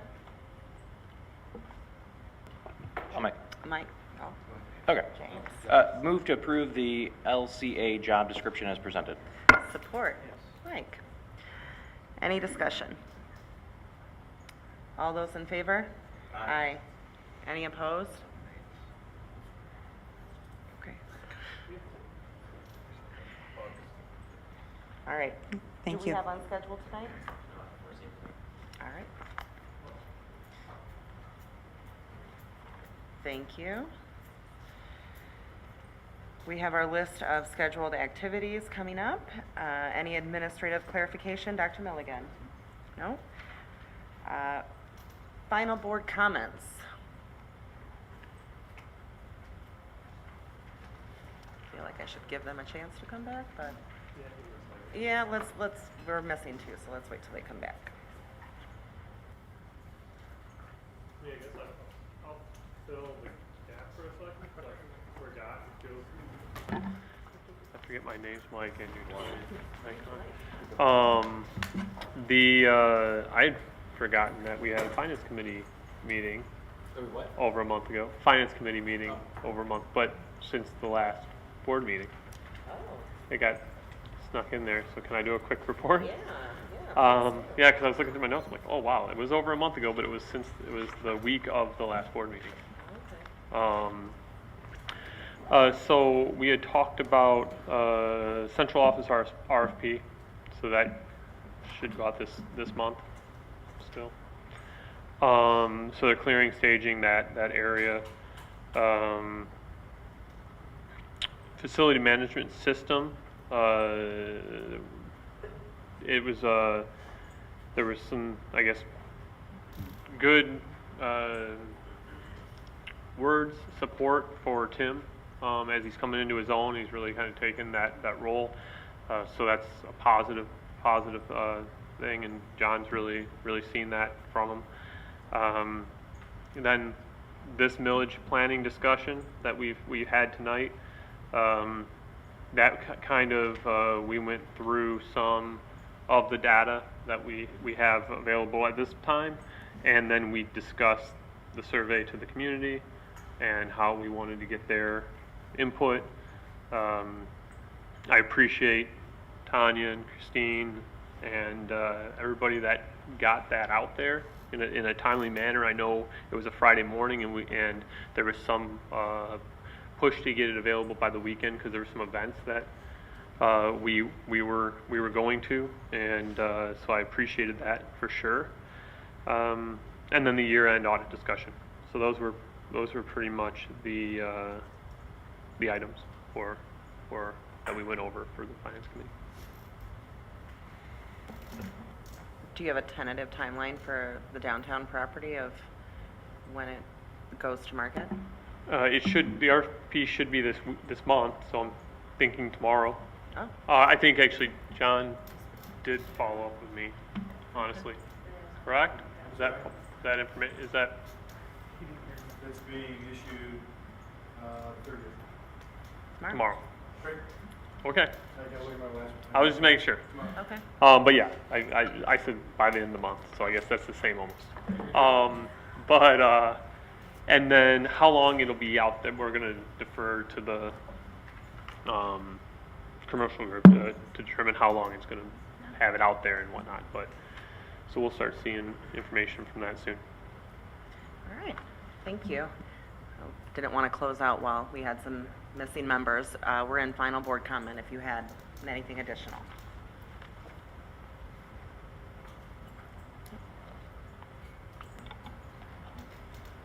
No, I think I've said enough. Okay.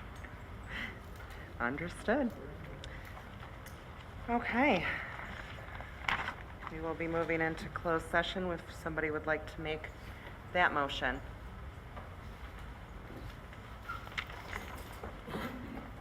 Yep, Shane, thank you.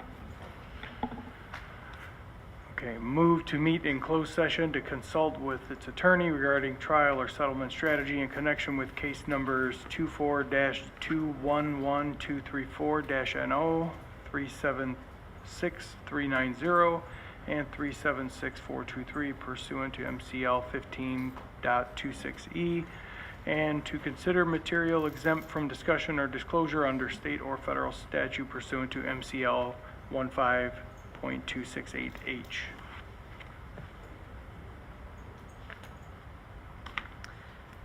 Support. Mike Whitney, thank you. James? Take roll Yep. call. Roll call vote. Need a yes or no, please.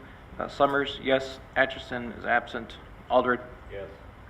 Capajorni? Yes. Whitney? Yes. Gibson? Yes. McDonough? Yes. It is 9:39. We're going into closed session.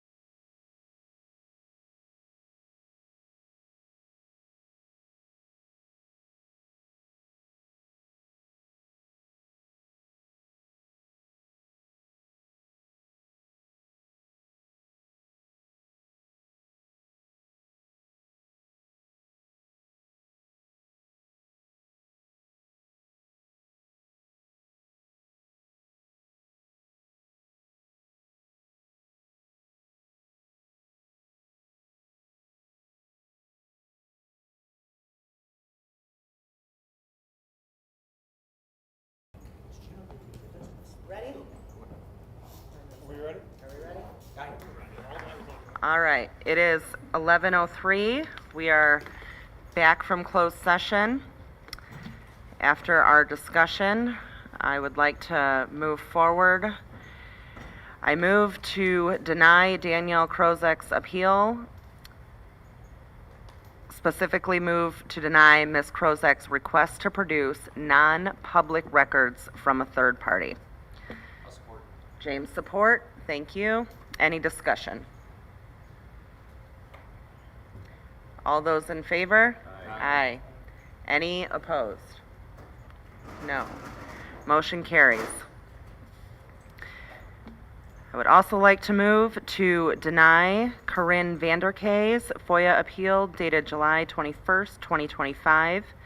Specifically move to uphold the denial as item 1 and uphold the decision regarding the fees. Support. James, support. Any discussion? All those in favor? Aye. Any opposed? Motion carries. Thank you, everyone. It is 11:05, and this meeting is adjourned.